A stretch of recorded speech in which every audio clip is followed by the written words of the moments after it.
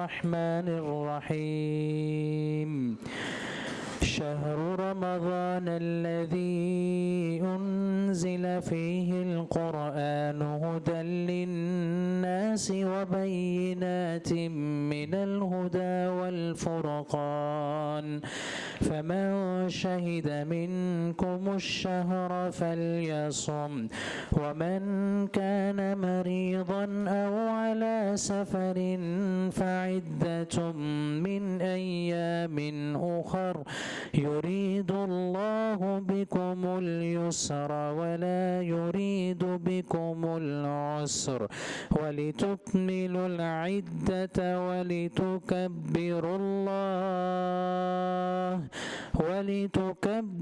الله على ما هداكم ولعلكم تشكرون صدق الله العظيم.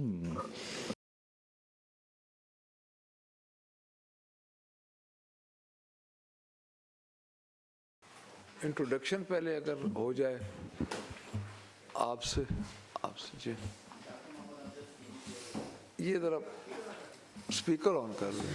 Doctor Mohammad Amjad DGPFSA sir Arshad Patti sir additional secretary home sir Qazi Mohammad Aslam DIG inspection sir Mian Farooq Nazir sir IG present Punjab Noorul Amin sir secretary दाखिला जी Fazlur Rahman special secretary home Assistant Director Ramsha Tariq from DG Civil Audit. Waleed Ashraf deputy director audit Sheikh Nadeem Amjad director general audit Punjab sir Abdul Samad additional secretary finance department. Thank you ji, thank you for coming जी. पहला sir ये आज home department के Perez हैं जी. Audit report है sir 2022 से इसकी.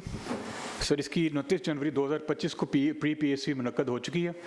Total sir paras हैं 59, उसमें से 5 पैरा रिकमेंड किए हैं प्री PSC ने फॉर सेटलमेंट, रिमेनिंग रह जाते हैं 54. रिकवरी सर जो इफेक्ट हुई है जो हमने वेरीफाई कर ली वो 28.79 मिलियन की है फॉर दिस PSC. सबसे पहला सर पैरा पेज नंबर 1 पे आ जाएं sir. Para is 9.4.5.16 and para is of New Central Jail, Bahawalpur. Non-transfer of profit of 1,37,000 and non-transfer of the balance amount 8,07,464 into government treasury, non-maintenance of cash book and non-maintenance of bank accounts. ये sir ये इतनी amount थी जो उन्होंने bank में जमा नहीं कराई थी सर, फैक्ट्री के पैसे थे. ये रिसेंट जो उसका स्टेटस है सर ये अमाउंट जमा हो गई है बैंक में, हमने इसको वेरीफाई भी कर लिया है और इन्होंने कैश बुक भी हमसे वेरीफाई करवा दी है. This para has been recommended for settlement by the pre PSC sir. ये उस वक्त या रूल्स के मुताबिक क्या पॉलिसी होती है कि इन अमाउंट्स को उन्होंने किस वक्त जमा कराना होता है या क्या इनका तरीक़ाकार क्या है? सर रूल्स के मुताबिक होता है कि जिस टाइम ये रिलीज़ हुई है या जिस टाइम अर्न की गई उसी वक्त ये अमाउंट डिपॉजिट होनी चाहिए ट्रेजरी में इमीडिएटली. तो इसमें टाइम लैग नहीं होना चाहिए एज़ पर रूल्स. तो उस वक्त मैं डिपार्टमेंट से पूछूंगा कि उस वक्त जो रूल्स के मुताबिक है उस वक्त क्यों जमा नहीं हुई, जब बाद जो पॉइंट आउट हुआ उसके बाद क्यों जमा हुई, ये मतलब इसमें क्या है?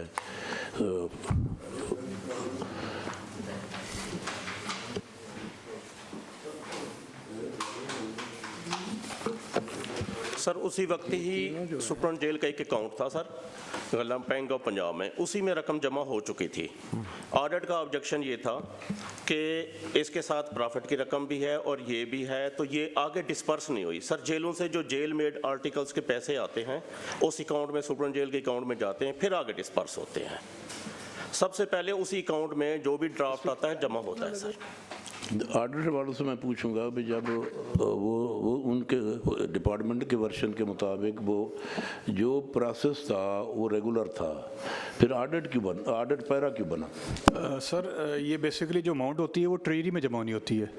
ये अमाउंट जो थी हमने डिडक्ट की थी इनके bank account, bank of Punjab का बैंक अकाउंट था, उसमें पैसे पड़े हुए थे for quite a long period. तो ये एज़ पर रूल्स और ट्रेजरी में जमा होनी है। अब ट्रेजरी में अब जमा हुई है सर, बाद में इनकी 22 में और 23 में जो जमा करी वो हमने वेरीफाई की है। ये वेरीफाई अब हुआ है ना जी। सेक्रेटरी एडिशनल सेक्रेटरी फाइनेंस इस पे कमेंट्स करेंगे कि वो क्या वो कहते हैं। सर इसमें असल में जो पार्किंग ऑफ फंड्स है कमर्शियल अकाउंट में वो अलाउड नहीं है। ये पार्किंग ऑफ फंड का केस है। जब ऑडिट ने पॉइंट आउट किया तो इन्होंने फ़ौरन फिर इसको अकाउंट 1 में पंजाब गवर्नमेंट के जमा करा दिया। तो वो बीच वाला जो पीरियड है वो अपने पास रखा है, उसको हम अब रेगुलराइज ही करेंगे क्योंकि वापस जमा तो हो गई रकम।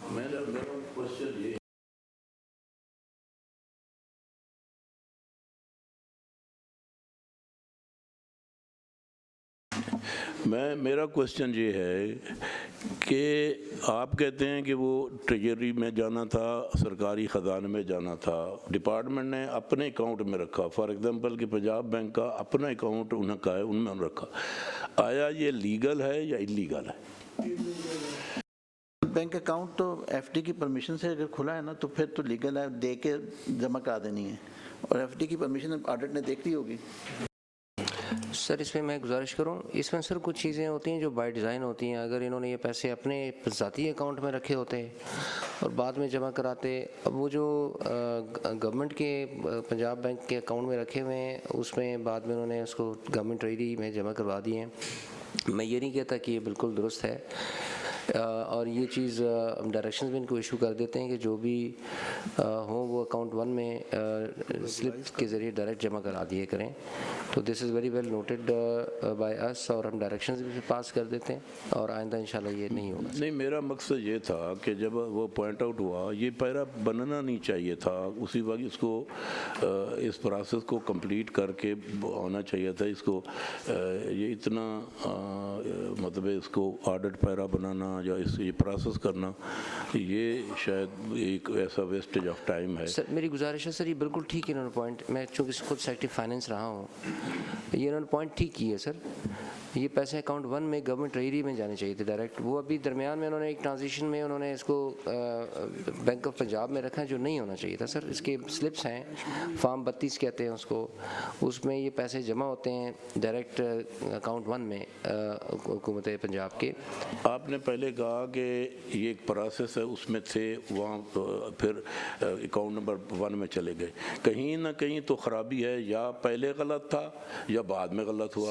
जहाँ गलत हुआ अनोमली तो इसमें अनोमली तो है ना भाई, वो अकाउंट में नहीं गए जहाँ जाने चाहिए थे। इन्होंने पार किए हैं पैसे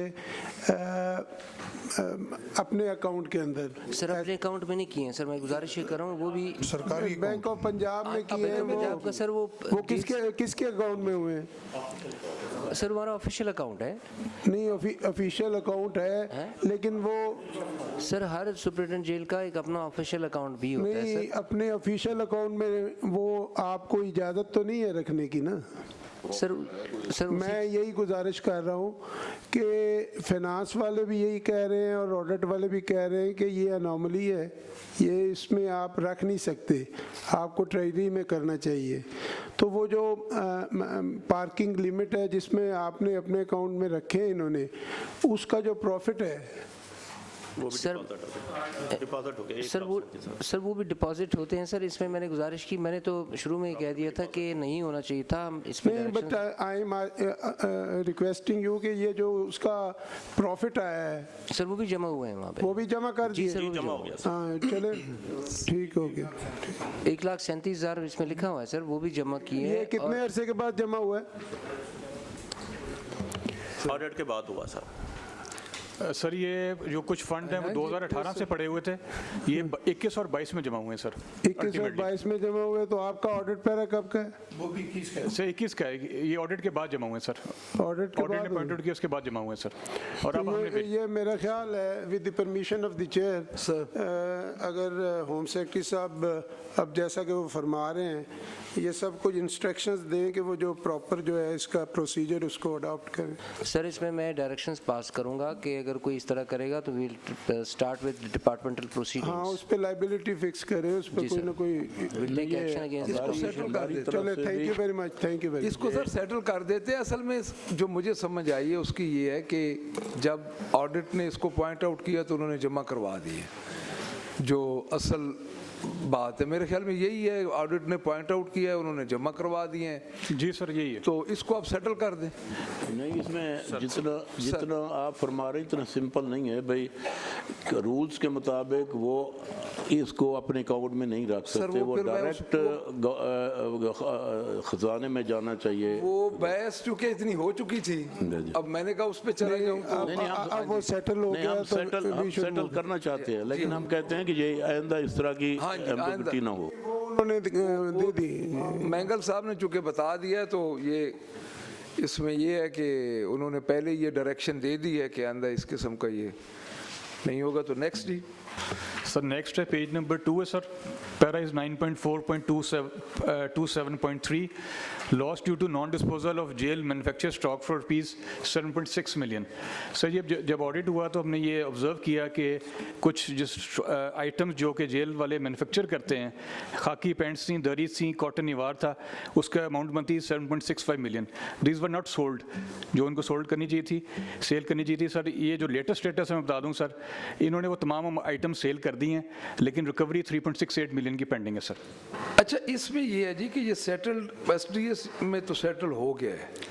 एसडीएस जी सर, ये पहले सेटल हो चुका। नहीं सर, ये एसडीएस जब होती है ना सर, तो उसमें ये होता है कि अगर तो पैरा प्रिंट हुआ है तो वो सेटल नहीं कंसिडर किया जाएगा। तो चूंकि ये प्रिंट हो चुका था तो ये सेटल कंसिडर नहीं किया जाता सर, ये सर्टिफिकेट होता है बकायदा। अच्छा जी सर, ये सेटल नहीं हुआ अभी तक सर, ये आपके पास हम लेके आए सर।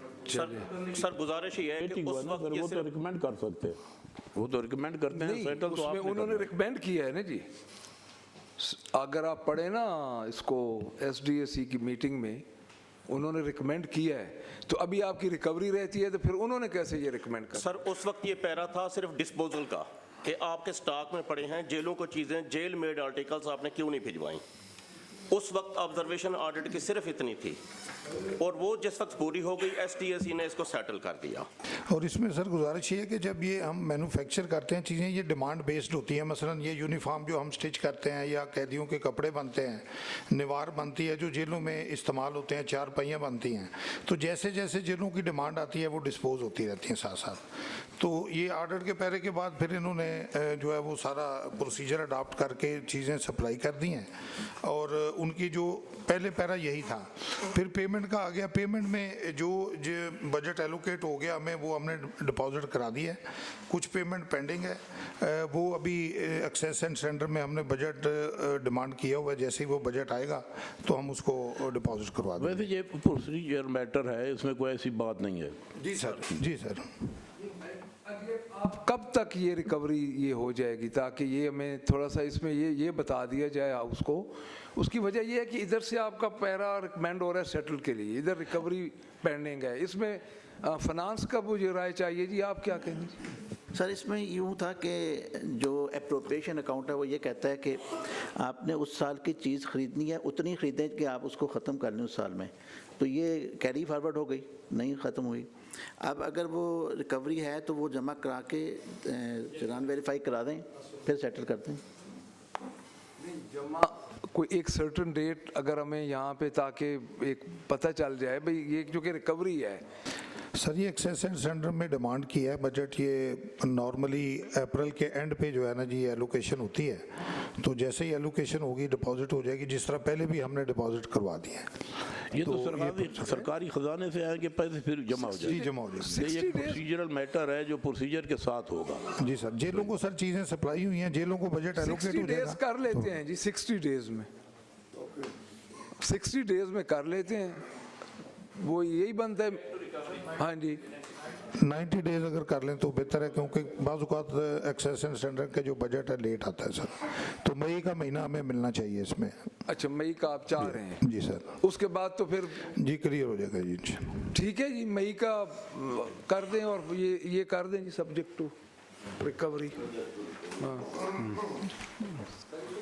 क्लियर ही कर दें सर, दिस फाइनेंशियल ही कर दे, 30 जून तक ही कर दें फिर। उन्हें ना आगा ना तो ठीक है, अब हो गया।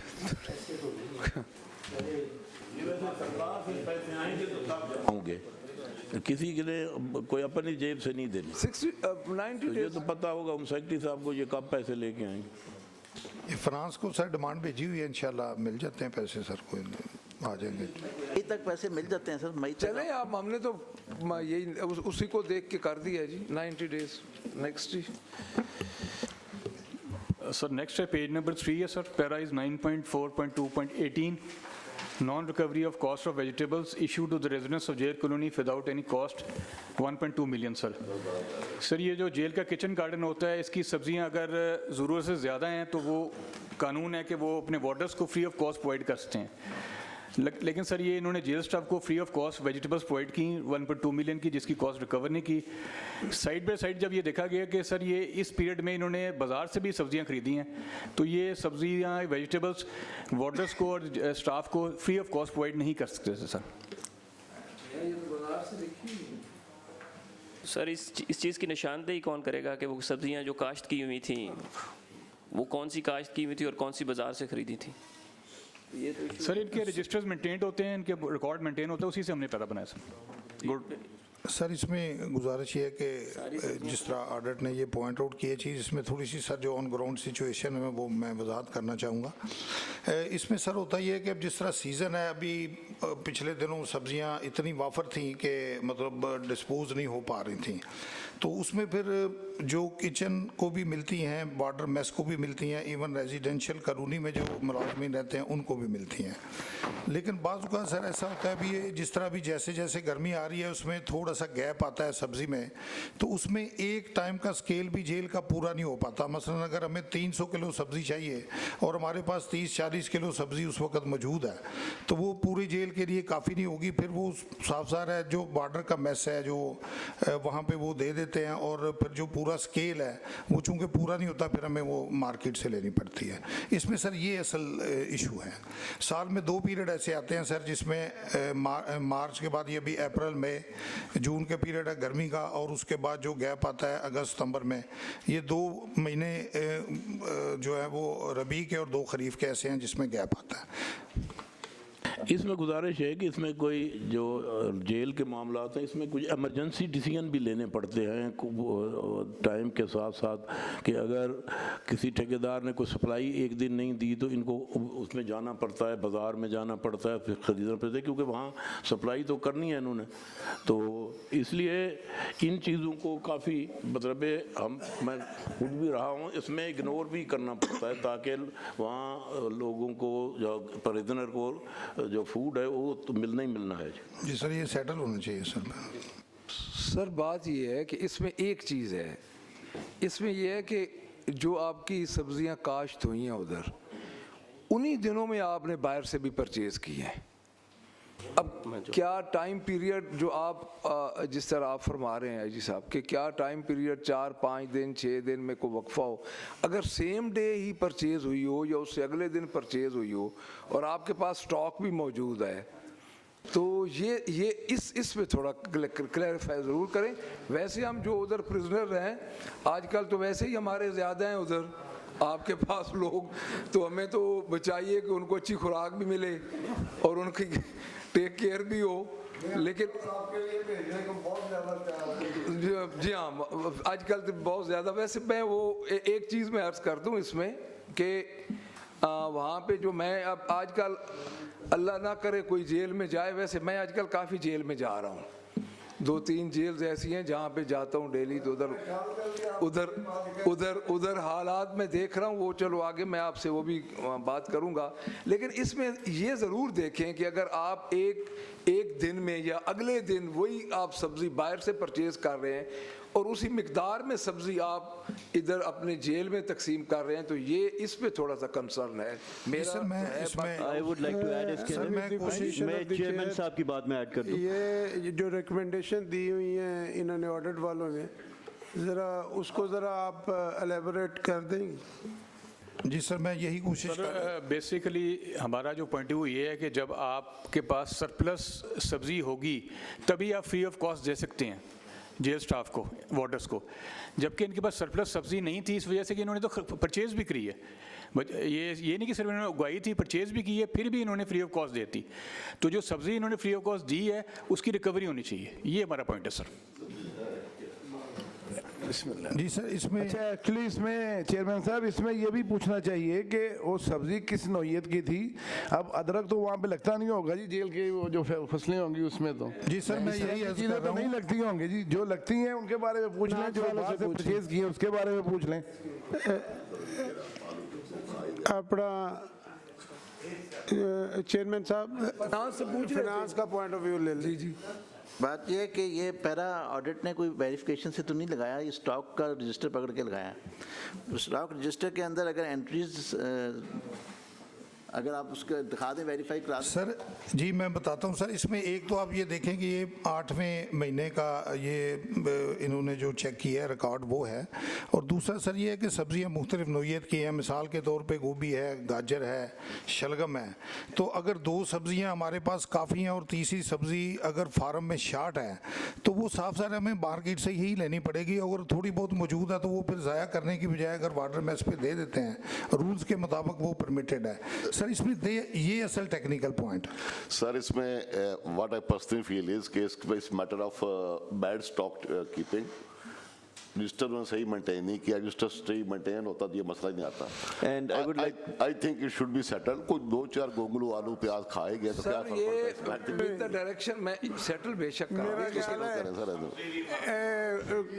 गोंगलुओं पे इतना नहीं स्ट्रेस करना चाहिए। हाँ देखिए मैं अर्ज कर रहा हूँ, नहीं, इसमें गुजारिश ये है कि इसमें कोई मैदा फैटी या टेंशन नहीं होती।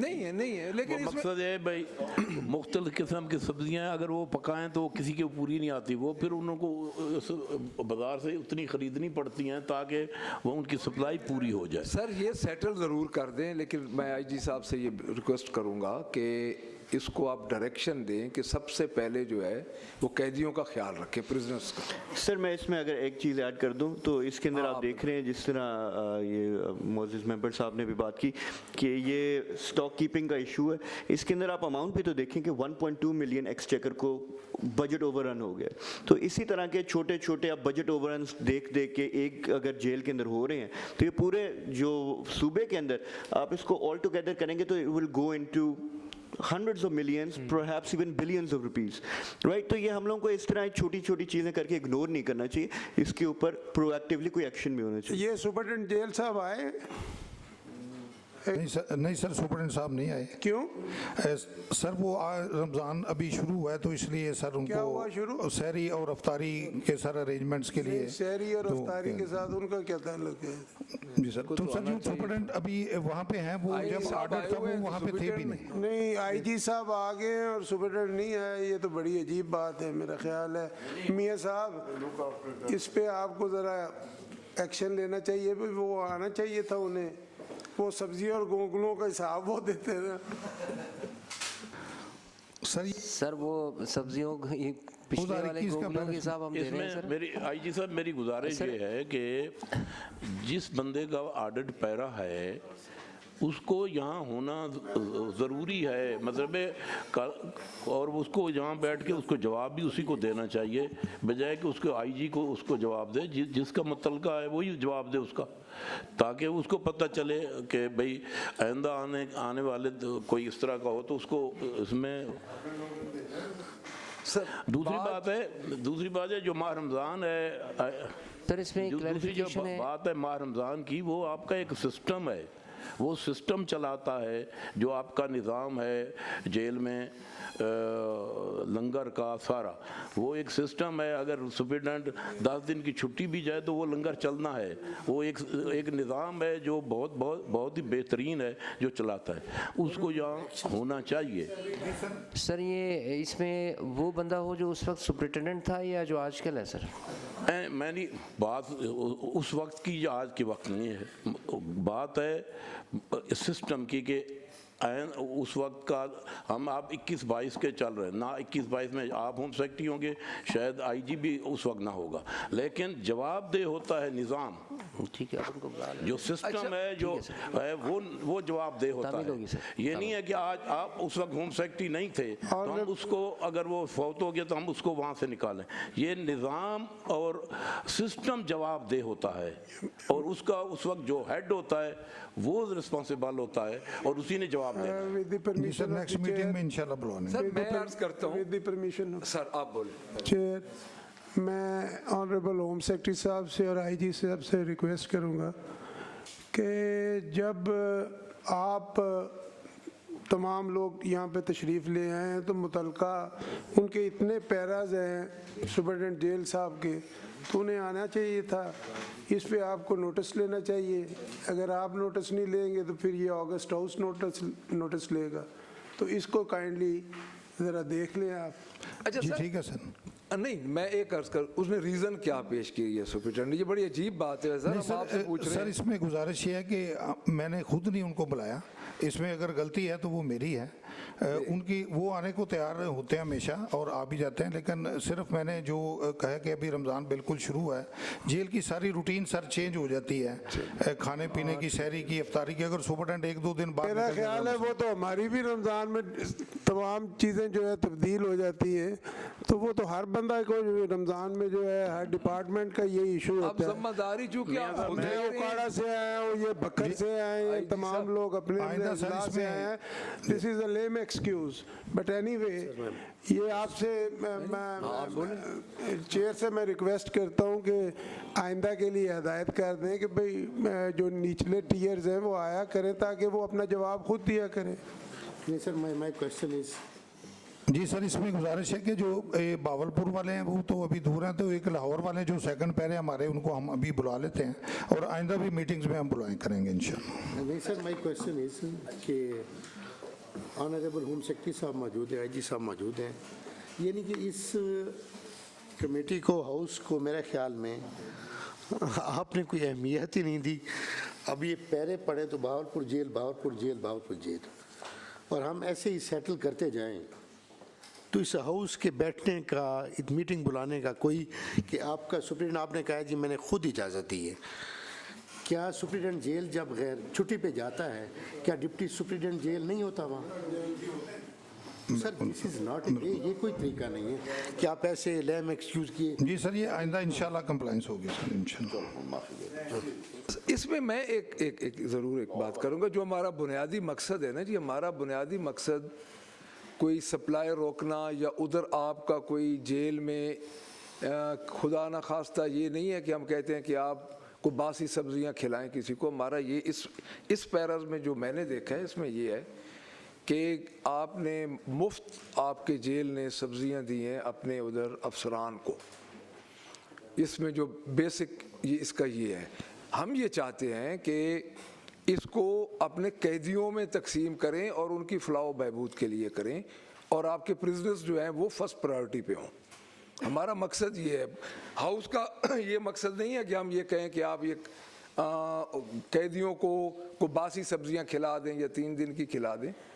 तो एक तो ये है कि इस पे आप नोटिस लें। दूसरा सर बात ये है कि जो आपका सुपरिटेंडेंट है आप उनकी हाज़िरी यकीनन बनाएं, क्योंकि जब वो हम तो ये समझे थे कि वो शायद इधर बैठे हैं, पॉइंट आउट हो गया है, तो इसका यही है कि जी नवाज साहब आप बात करें। इसका मकसद ये नहीं है कि वो उसके आने से कोई इस हाउस का कोई ज़ाती मसला है। मसला ये होता है कि जिसके मुतल्लिक़ एक ऑडिट पैरा होता है उसको ये मैसेज जाए कि आइंदा के लिए हमें क्या करना है, हमें इसको कैसे डील करना है। डायरेक्शन उनको बुलाने का मकसद सिर्फ ये होता है कि वो बात जहाँ बहस सुने उसका जवाब दे और आइंदा के लिए उसको फिर उस जो बहस है या डायरेक्शन है उसको कंसीडर करें। जो डायरेक्शन आपने देनी है उसमें तो शायद चेंज आती जाएगी।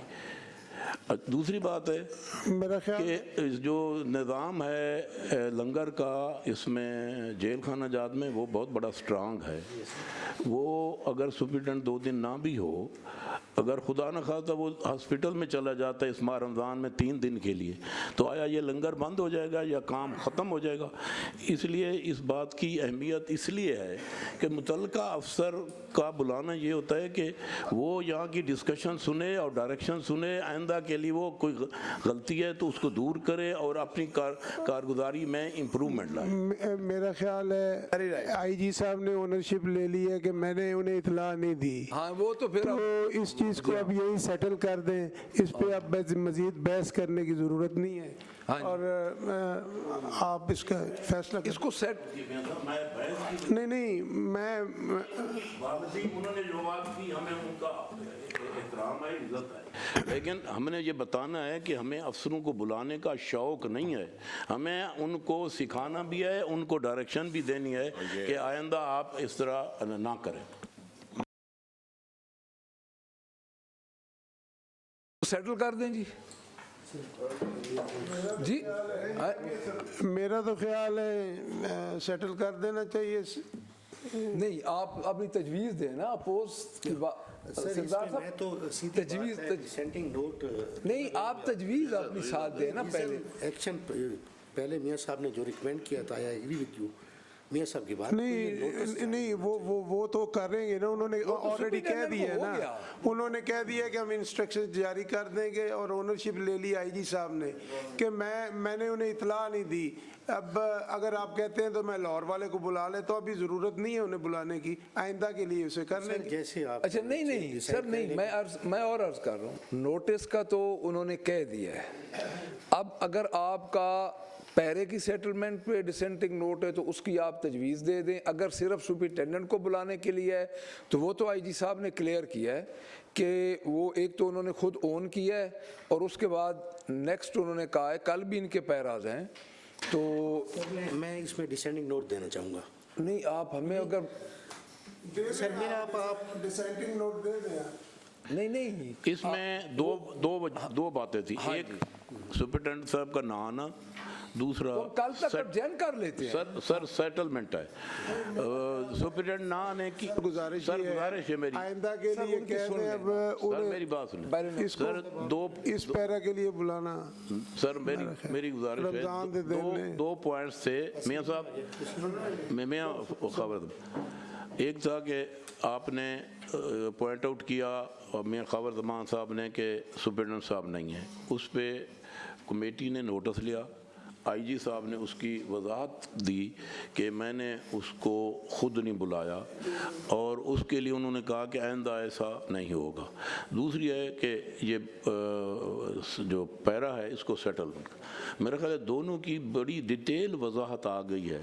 अब इस पर आइंदा इसको डेफर करना या इस पर कोई नोटिस लेना, मैं समझो तो ये कोई इतना मुनासिब इक़दाम नहीं होगा। अगर इसको सेटल कर लिया जाए तब भी ठीक है, अगर किसी हमारे दोस्त की कोई रिजर्वेशन है तो उसको ज़रूर कंसीडर किया जाए। हाँ जी आप बताएं ना जी अपनी रिजर्वेशन।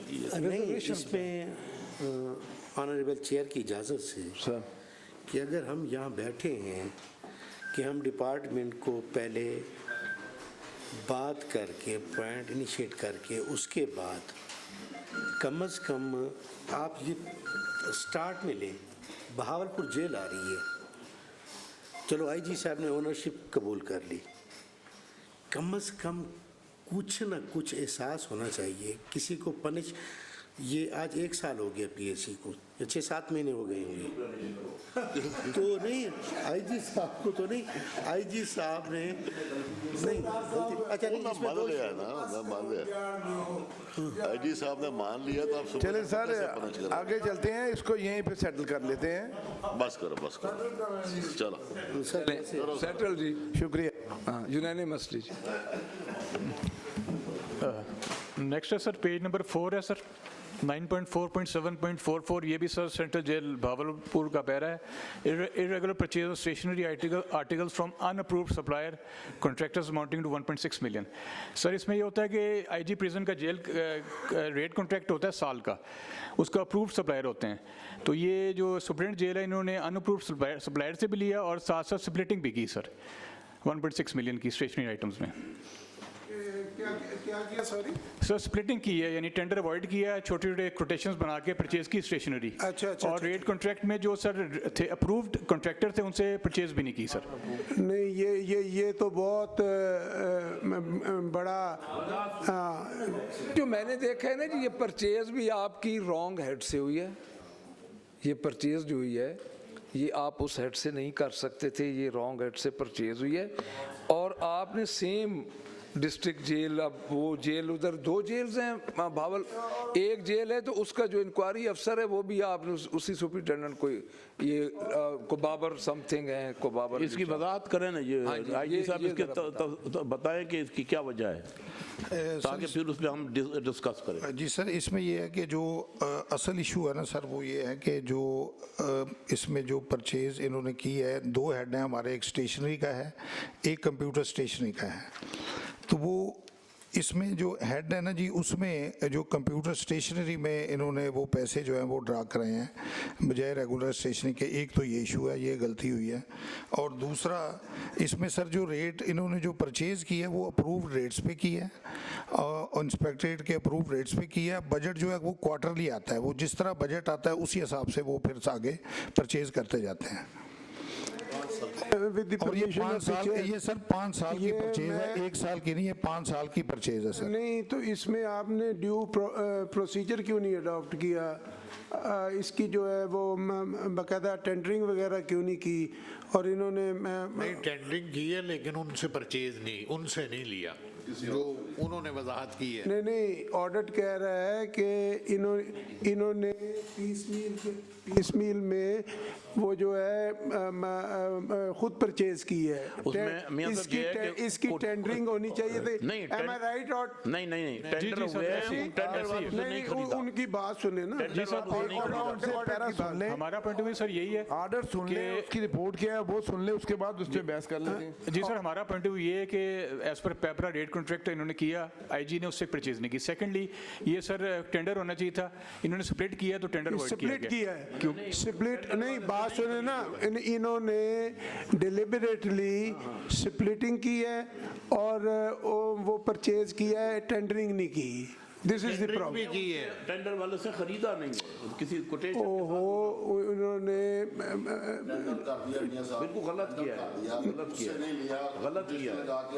इसमें आप ये पूछ लें कि प्राइस का डिफर था उसमें, इन्होंने स्प्लिट करके, अगर स्प्लिट करके लिया गया है तो जो प्राइस जो माल जो खरीदी है चीज़ वो टेंडर वाले को उसका रेट ज़्यादा था या जो ओपन रेट से खरीदी है उसका रेट ज़्यादा था? ये सेम रेट, तो ये सेम रेट पे खरीदी है जी, और में किया है वो सर इसमें सेम रेट पे खरीदी है होता है, वो खुद परचेज। और जो पावर सुपरिटेंडेंट की है ना जी, जो कोटेशन बेस पे थोड़ी जो सप्लाई होती है स्टेशनरी की, वो उस हिसाब से उसने इस वजह से टेंडर नहीं की है, लेकिन रेट उसने जो है वो अप्रूव करवाए हैं इंस्पेक्टरेट से बाद में कि इस रेट पे किए हैं, और जो हमारे अप्रूव रेट से इंस्पेक्टरेट के उनके बिल्कुल वो बराबर थे, तो इसलिए उसको वो सैंक्शन दी गई है। दूसरा सर इसमें बजट के भी इशूज होते हैं, ये जो सप्लाईज होती हैं जिनमें कोई इतना ठेकेदार को मार्जिन नहीं होता, ये बड़ी मुश्किल से हम मैनेज करते हैं, सप्लाई हमें लेने में बड़ी दिक्कत आती है। और थोड़ी थोड़ी सप्लाइयाँ होती हैं 10-20 हज़ार की, 50 हज़ार की, लाख रुपए की, तो वो ठेकेदार इतनी तवज्जो भी नहीं करते, तो इसलिए फिर ये थोड़ी अमाउंट में लेके अपना काम चलाते हैं। और ये 5 साल की परचेजेज हैं, 1 साल की या 2-3 महीने की नहीं है। अच्छा सर, इसमें ये है बिल जो है आपके बिल तो बने होंगे ना जी? तो क्या उनकी बिल अमाउंट की डिटेल डेट वाइज मिल सकती है? जी मिल सकती है सर, मिल सकती है। देखिए जी नवान साहब, देखिए उसमें सबसे जो इसमें आ रहा है ना कि हमें अगर वो डेट वाइज बिल अमाउंट मिल जाए ताकि पता चले कि कौन सी डेट्स में क्या क्या लिया गया है, उनका ये हमें पता चल जाए कि दरमियान में वक्फा कितना है। तो दूसरी बात मेरा ये कंसर्न है कि आपने उसी जेल का जो सुपरिटेंडेंट था उसी को इंक्वायरी ऑफिसर लगा दिया। नहीं सर, बावलपुर में 2 जेलें हैं सर, ये सेंट्रल जेल का पैरा है और जो सुपरिटेंडेंट हैं वो बोस्टल जेल के हैं। एक ही बात हुई ना सर? जी सर, बात तो एक ही। वो दूसरी जेल के सुपरिटेंडेंट महकमे का कहा गया था कि कुछ सीनियर अफसर लगाएं, ये ग्रेड 18 के अफसर, तो इनको करवाएं। मिस्टर चेयरमैन सर, मेरी एक रिक्वेस्ट है सर, आप इसको पहले पैरा से देखें तो मिस्टर इम्तियाज़ अहमद भल्ली सुप्रीम जेल, ये सारा हर बड़ा टेक्निकल खेल रहे हैं हर जगह पे। पहले इन्होंने पैसा रखा सुपरिटेंडेंट के अकाउंट में, प्रॉफिट दिया, जब ऑडिट से हुआ चला गया। फिर ये सब्जियों वाला केस आ गया इनका, सब्जियां स्टाफ को फ्री दे दी, खरीद ली। अभी फिर इसमें आ गए हैं कि जी ठेका हो गया, टेंडर हो गया, लेकिन ये कोटेशन लगा के ये अपना काम चला रहे हैं। थर्ड आगे आएंगे, चौथा पैरा इनका फिर वो ये आगे आ रहा है जिसपे इन्होंने डाइट चार्जेस के साथ he played with.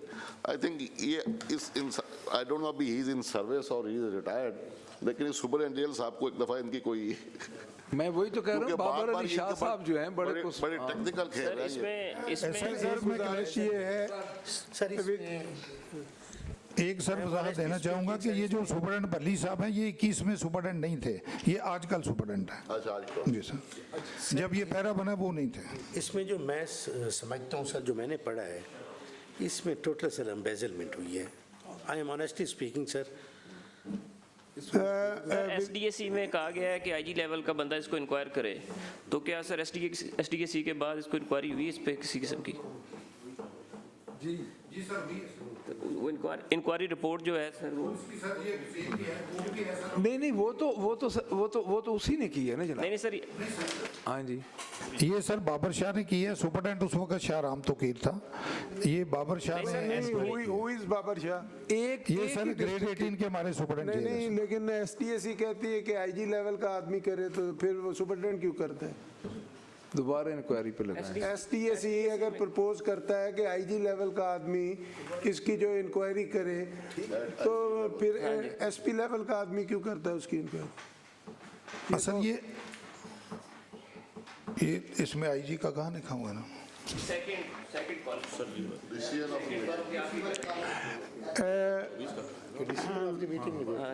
With the permission of देखें जी, decision after the committee expressed serious concerns regarding the delayed compliance and decided to uphold the previous decision to keep the para pending for conducting probe at the IG level. जी IG level का sir जिक्र है, IG का नहीं इसमें inquiry का कहा गया। आईजी लेवल पे उन्होंने कहा इंक्वायरी करवाएं, तो फिर आईजी ने इंक्वायरी करवाई है।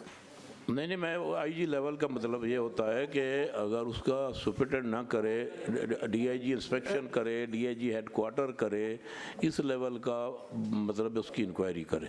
मकसद आईजी से मुराद हायर रैंक है।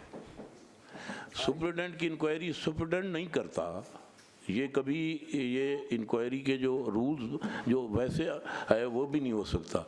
जब डायरेक्शन चली जाती है तो उसमें फिर क्योंकि आईजी ने फाइनल डिसीजन करना होता है, वो इंक्वायरी नहीं करता। अगर फाइनल डिसीजन होम सेक्रेटरी ने करना है तो फिर वो बेशक आईजी को डायरेक्ट कर सकता है कि आप खुद इंक्वायरी करके मुझे जब रैंक हायर रैंक से मुराद आईजी लेवल होता है, आईजी लेवल के मुराद मैं ये समझता हूँ कि आईजी लेवल से मुराद उसके ऑफिस का जो हाईएस्ट रैंक का अफसर है वो जाके इंक्वायरी करे, इससे मुराद। जी ऐसी सर, अभी सर रीजन वहाँ पे बावलपुर में डीआईजी भी बैठते हैं अब, तो इंशाल्लाह फ्यूचर में हम ये मैं बताता हूँ सर, इसमें इंक्वायरी दोबारा करवाएं। इसमें एक आप रख लें होम डिपार्टमेंट के स्पेशल सेक्रेटरी, एक प्रिजन के और एक ऑडिट के, ये इंक्वायरी करवाएं। ये अपना मेरा ख्याल है ऑडिट से ज़्यादा फाइनेंस वाले ज़्यादा बेहतर, फाइनेंस को भी साथ शामिल कर लें। कोई एक आप ये कर लें और ये इंक्वायरी करवाएं। जिस तरह सरदार साहब ने ये बात कही है कि इसमें काफ़ी कुछ नज़र आ रहा है, एक तो वही बंदा इंक्वायरी कर रहा है, रॉन्ग हेड है। मैं गुजारिश करना चाहता हूँ सर, गुजारिश ये है कि सिस्टम जो है ना वो वर्क नहीं कर रहा। अगर आईजी लेवल मेरे मोहतरम हैं, इन्हें तो चाहिए था कि ये आज खुद जो है इसका नोटिस लेते कि ये निचली सतह पर इस तरह का हालात क्यों हो रहे हैं। चूँकि देखें जी, हम सब ग्रास रूट लेवल से आए जानते हैं, और ये तमाम डिपार्टमेंट्स में ऐसी ही जो है वो करप्शन होती है कि कोटेशन वर्क के ज़रिए काम करा लिया जाता है, जो टेंडरिंग के अंदर नहीं जाया जाता। आप इसकी जो है इंक्वायरी आपको तो करके लानी चाहिए थी इसकी, अब नहीं लेके आए तो हर डिपार्टमेंट को जो है वो PAC ने तो नहीं गाइड करना। Apparatus of the government should work, उसे काम करना चाहिए, मशीनरी को काम करना चाहिए। तो जी IG साहब, हम तो आपसे यही कहेंगे कि ये नेग्लिजेंस है आपके डिपार्टमेंट की, आपके नीचे ये सारा कुछ हो रहा है, तो काइंडली इसको एक थॉरो इस पे इंक्वायरी होनी चाहिए थी। अब हम ये भी कर सकते हैं कि अगर आपका डिपार्टमेंट नहीं करता तो हम CMIT को भेज दें। हम आपकी जो यहाँ पे SNGAD के अंदर जो है इंक्वायरी सेक्शन उधर भिजवा दें, लेकिन ये आपके डिपार्टमेंट को करना चाहिए ना। हमारे पास वेन्यूज़ तो हैं कि हम वहाँ पे इंक्वायरी करवा लें, लेकिन ये आपके डिपार्टमेंट को खुद सोचना चाहिए और करना चाहिए। Being the head of the department, ये आपकी ड्यूटी बनती है। जी बिल्कुल सर, इंशाल्लाह कंप्लाइंस करते हैं। मेरा ख्याल है ये करके आप अप्राइज करें इस हाउस को। जी दुरुस्त है सर। ऑडिट से स्पेशल सेक्रेटरी होम से आप भी अपने लेवल पे जो आपका लिखा हुआ है कि IG लेवल का आप खुद उसको कर लें, या आपको कुछ DIG साथ आप अपॉइंट कर दें, तो इसको आप इंक्वायरी करवाएं जी। ये बिल्कुल निगलिजेंस। फ्रेम भी दे देना भी। टाइम फ्रेम एक जितना टाइम फ्रेम आप पहले आप बता दें कि हम तो कहेंगे 15 दिनों में कर दें, कोई इतना लंबा चौड़ा काम। मैं आपसे रिक्वेस्ट करूंगा जी कि आप तमाम महकमों को डायरेक्शन दें कि वो अपनी इंक्वायरी करके खुद लाया करें।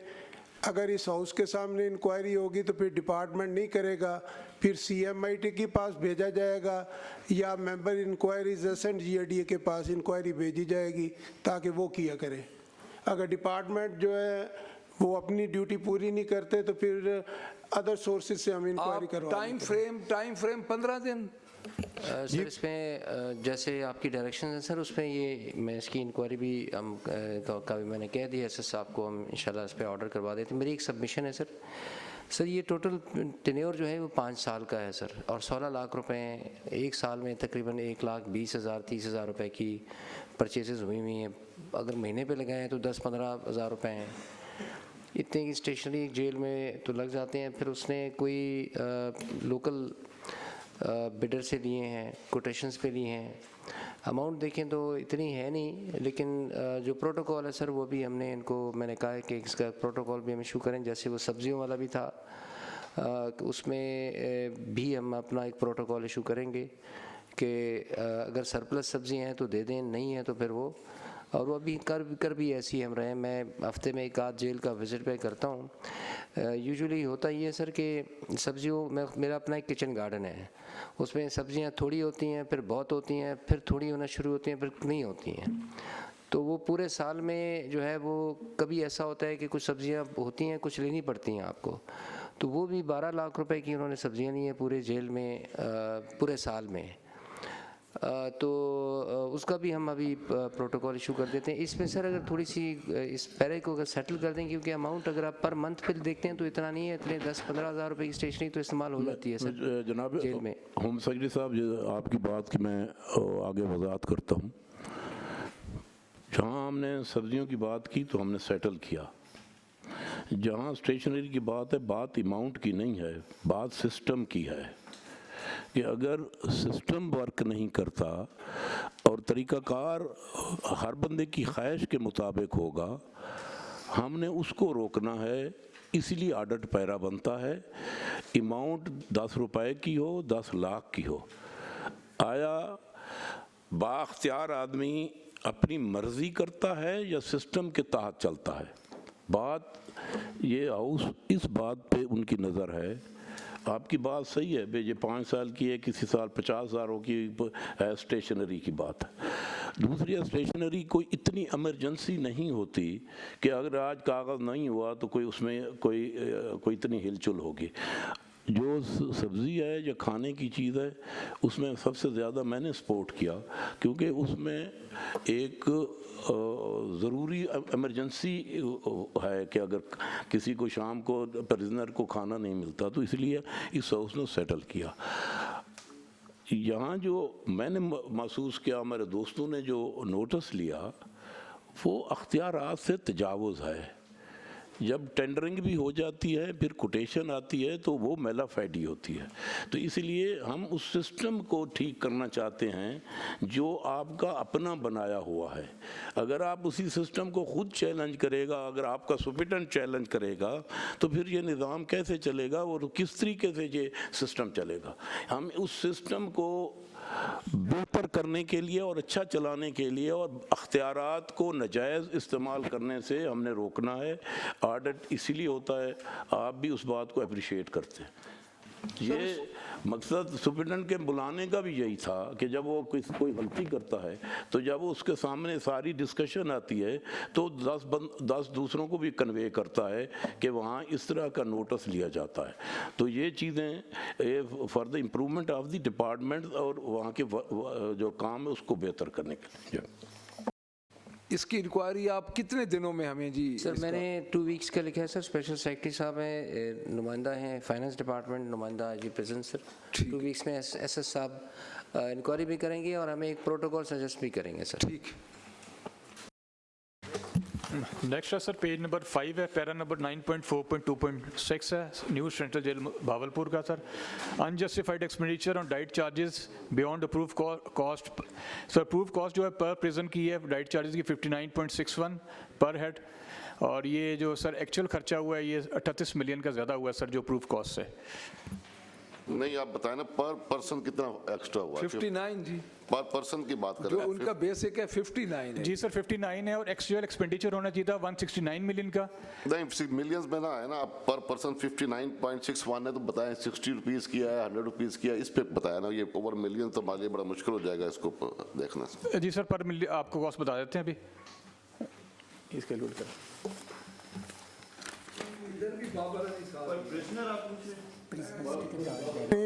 एक्स्ट्रा खर्चा कितना हुआ? सर इधर भी बाबर अली साहब। एक्स्ट्रा खर्चा कितना हुआ? 9.61 लिखा हुआ है, ये तो है ना। सर इसमें मैं गुजारिश करना चाहता हूँ एक्स्ट्रा सर। कितना खर्च हुआ है? कितना? 38 मिलियन। सर असल देखिए 59 रुपीज़ में मैं अर्ज़ करता हूँ 59 रुपीज़ में आज मुझे एक बंदे का खाना बता दें। पहली बात ये जो है, और ये इंक्वायरी रिपोर्ट्स जिस तरह शाह साहब कह रहे हैं कि इसकी फाइंडिंग कोई क्लियर नहीं है, बाबर अली साहब ने ये इंक्वायरी की है। तो इसमें देखिए मैंने पहले कहा कि मैं अपने कायद बानी पीटीआई इमरान खान साहब को जब हम मिलने जाते हैं, मैं आईजी साहब ये मैं आपके ये ज़रूर मैं इधर ये बात करूँगा इसी सिलसिले में, चूँकि ये एक जेल के अंदर जो कुछ हो रहा है उसका एक छोटा सा मैं पिक्चर दे दूँगा। अगर आप मेरी बात को सुन लेंगे तो आपको आसानी हो जाएगी। हम जाते हैं उधर 1 बजे से लेके 5 बजे तक हम सारे पार्लियामेंटेरियन होते हैं अपनी तरफ से। जो हमारे पास ये बुक है ना जी, जो हमारी प्रिविलेज रूल्स ऑफ प्रोसीजर की है, उसको हम पढ़ के जाते हैं कि उधर, और 45 to 50 सेंटीग्रेड में हमें धूप में खड़ा किया जाता था 1 बजे से लेके 4 बजे तक, जब तक आपकी गिनती मुकम्मल नहीं होती थी। उस वक्त हमें ये कह दिया जाता था अंदर से सुपरिटेंडेंट जेल साहब के जी आप गिनती शुरू हो गई, आपकी मुलाकात नहीं हो सकती। अच्छा चलो वो तो हमारे साथ हो रहा है, हम उसको भुगत भी रहे हैं और भुगते भी आगे भी चलता रहेगा, भुगते रहेंगे। लेकिन आम कैदी का आप किस तरह ये जस्टिफाई कर सकते हैं कि 59 रुपये को आप एक आम जो प्रिजनर है उसको सर आप खाना किस तरह प्रोवाइड करते हैं? और आज दिन तक मैं इस समझ से मुझे नहीं आ रही कि मैं ये मैंने जितने भी पैरे पढ़े हैं ये सबसे शॉकिंग मुझे लगा है, जो मेरे अंदर एक अपनी फीलिंग्स हैं कि इसमें आज दिन तक महकमे ने कोशिश ही नहीं की जो जेन्युइन कोशिश करनी चाहिए थी। सर मैं अर्ज करता हूँ, मैं एक 10 सेकंड में और लूँगी कि अगर आपने कोशिश की है कि इसको आपने पैसे बढ़ाने की, आम जो कह दी है जिसका 59 रुपीज़ है आपने इधर उसका पर हेड लगाया हुआ है, तो क्या इसको बढ़ाने की कोशिश की गई है तो कब की गई है और आगे से जवाब आपको क्या मिले? जी सर मैं अर्ज करता हूँ, ये सर जो आईजी साहब एक मिनट सर, गुजारिश ये है कि इसमें मैन पावर फ्री होती है, सुई गैस फ्री है, इसमें तमाम आइटम्स जो हैं फ्री है। और मैं 5 साल मिनिस्टर प्रिजन रहा हूँ। होटल में रोज़ गड़बड़ होती है कि वहाँ एक होटल का खाना खाया गया, वहाँ ये तकलीफ़ हो गई, बीमारी आ गई। ये प्रिजन डिपार्टमेंट का क्रेडिट है कि इतना वहाँ साफ़ सुथरा निज़ाम है कि आज तक किसी भी जेल में खुराक की वजह से कोई बीमारी नहीं है या कोई इस तरह की डिस्टर्बेंस नहीं आई कि वहाँ खाने की वजह से कोई बंदे जो प्रिजनर हैं वो मरीज़ हुए हों या बीमार हुए हों।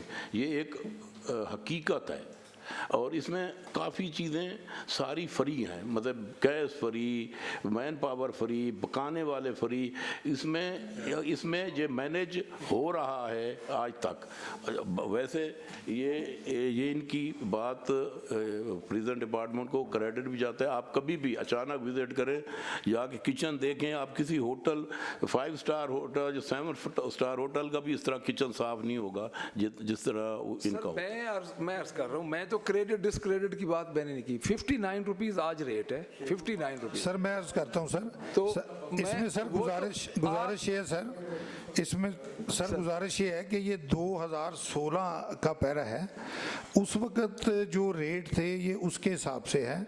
आजकल हमारा 200 से भी ऊपर पर हेड जो है ना वो चार्जेस आ रहे हैं, जो वक्त के साथ साथ इन्फ्लेशन हुई है उसके हिसाब से। और दूसरा, जिस तरह निवानी साहब फरमा रहे थे सर, हमारी लेबर भी फ्री है, इसमें ये जो डाइट के चार्जेस हैं इसमें गैस के और ये सारे चार्जेस शामिल नहीं है। सिर्फ रा राशन जो कच्चा हम खरीदते हैं ये उसके कास्ट है, और ये आजकल जो है ये 200 से भी ऊपर है। ये जो पैरा बना है ये 16 से 21 के दौरान पैरा है। जो 16 में हमारी कास्ट थी वो 59 पर हेड थी। उसके बाद हमारा डाइट मेन्यू भी इम्प्रूव हुआ है 2017-18 में, तो उसमें फिर मज़ीद उसमें कास्ट जो बढ़ी है। इस वक्त हम 200 से ऊपर जा रहे हैं सर।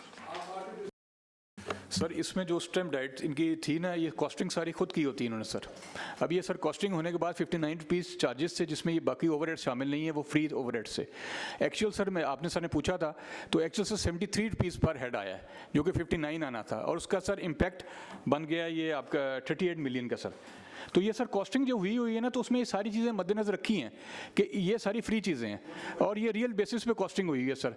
और ये खर्चा भी सर 2016 का है, तो मेरा ख्याल है कि ये तो उनको मद्देनजर रखना चाहिए था जब खर्चा कर रहे थे। जो कॉस्टिंग इन्होंने खुद की है उसी के मुताबिक सर एक्चुअल एक्सपेंडिचर होना चाहिए था। सर ये एक्सपेंडिचर जो है ये ऑलवेज सर फ्लक्चुएट करता है। हम टेंडरिंग में जाते हैं, कई दफ़ा चीज़ें महंगी हो जाती हैं। जो एक टेंटेटिव फिगर हम देते हैं at the end of the year के ये इस रेट पे, जो पिछले साल के रेट है उनकी बेस पे हम ये सारी वर्किंग करते हैं। अब नेक्स्ट ईयर में जो चीज़ें हैं महंगी भी हो जाती हैं। मिसाल के तौर पर आटा जो है पिछले साल हम 144 पे ख़रीद रहे थे, अभी हम 88 पे ख़रीद रहे हैं, तो उस हिसाब से जो हमारे एस्टीमेट हैं वो डाउन आ रहे हैं, हमारी कॉस्ट कम आ रही है। लेकिन कई दफ़ा सर यकदम ये होता है कि आटा जो है 50 रुपए से 60 रुपए से 150 रुपए पे चला जाता है, तो वो जो सारे हमारे फिगर हैं वो सारे शेक हो जाते हैं और इस वजह से ये कॉस्ट जो है वो बढ़ती है।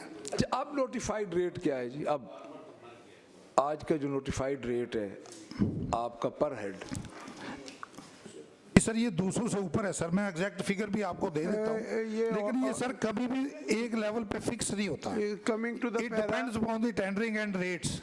मैं कमिंग टू द पैरा, ये ऑडिट डिपार्टमेंट काइंडली तरह बताएगा कि ये अब आप क्या रिकमेंड करते हैं ये जो ज़ायद पैसे खर्च हुए हैं इसके?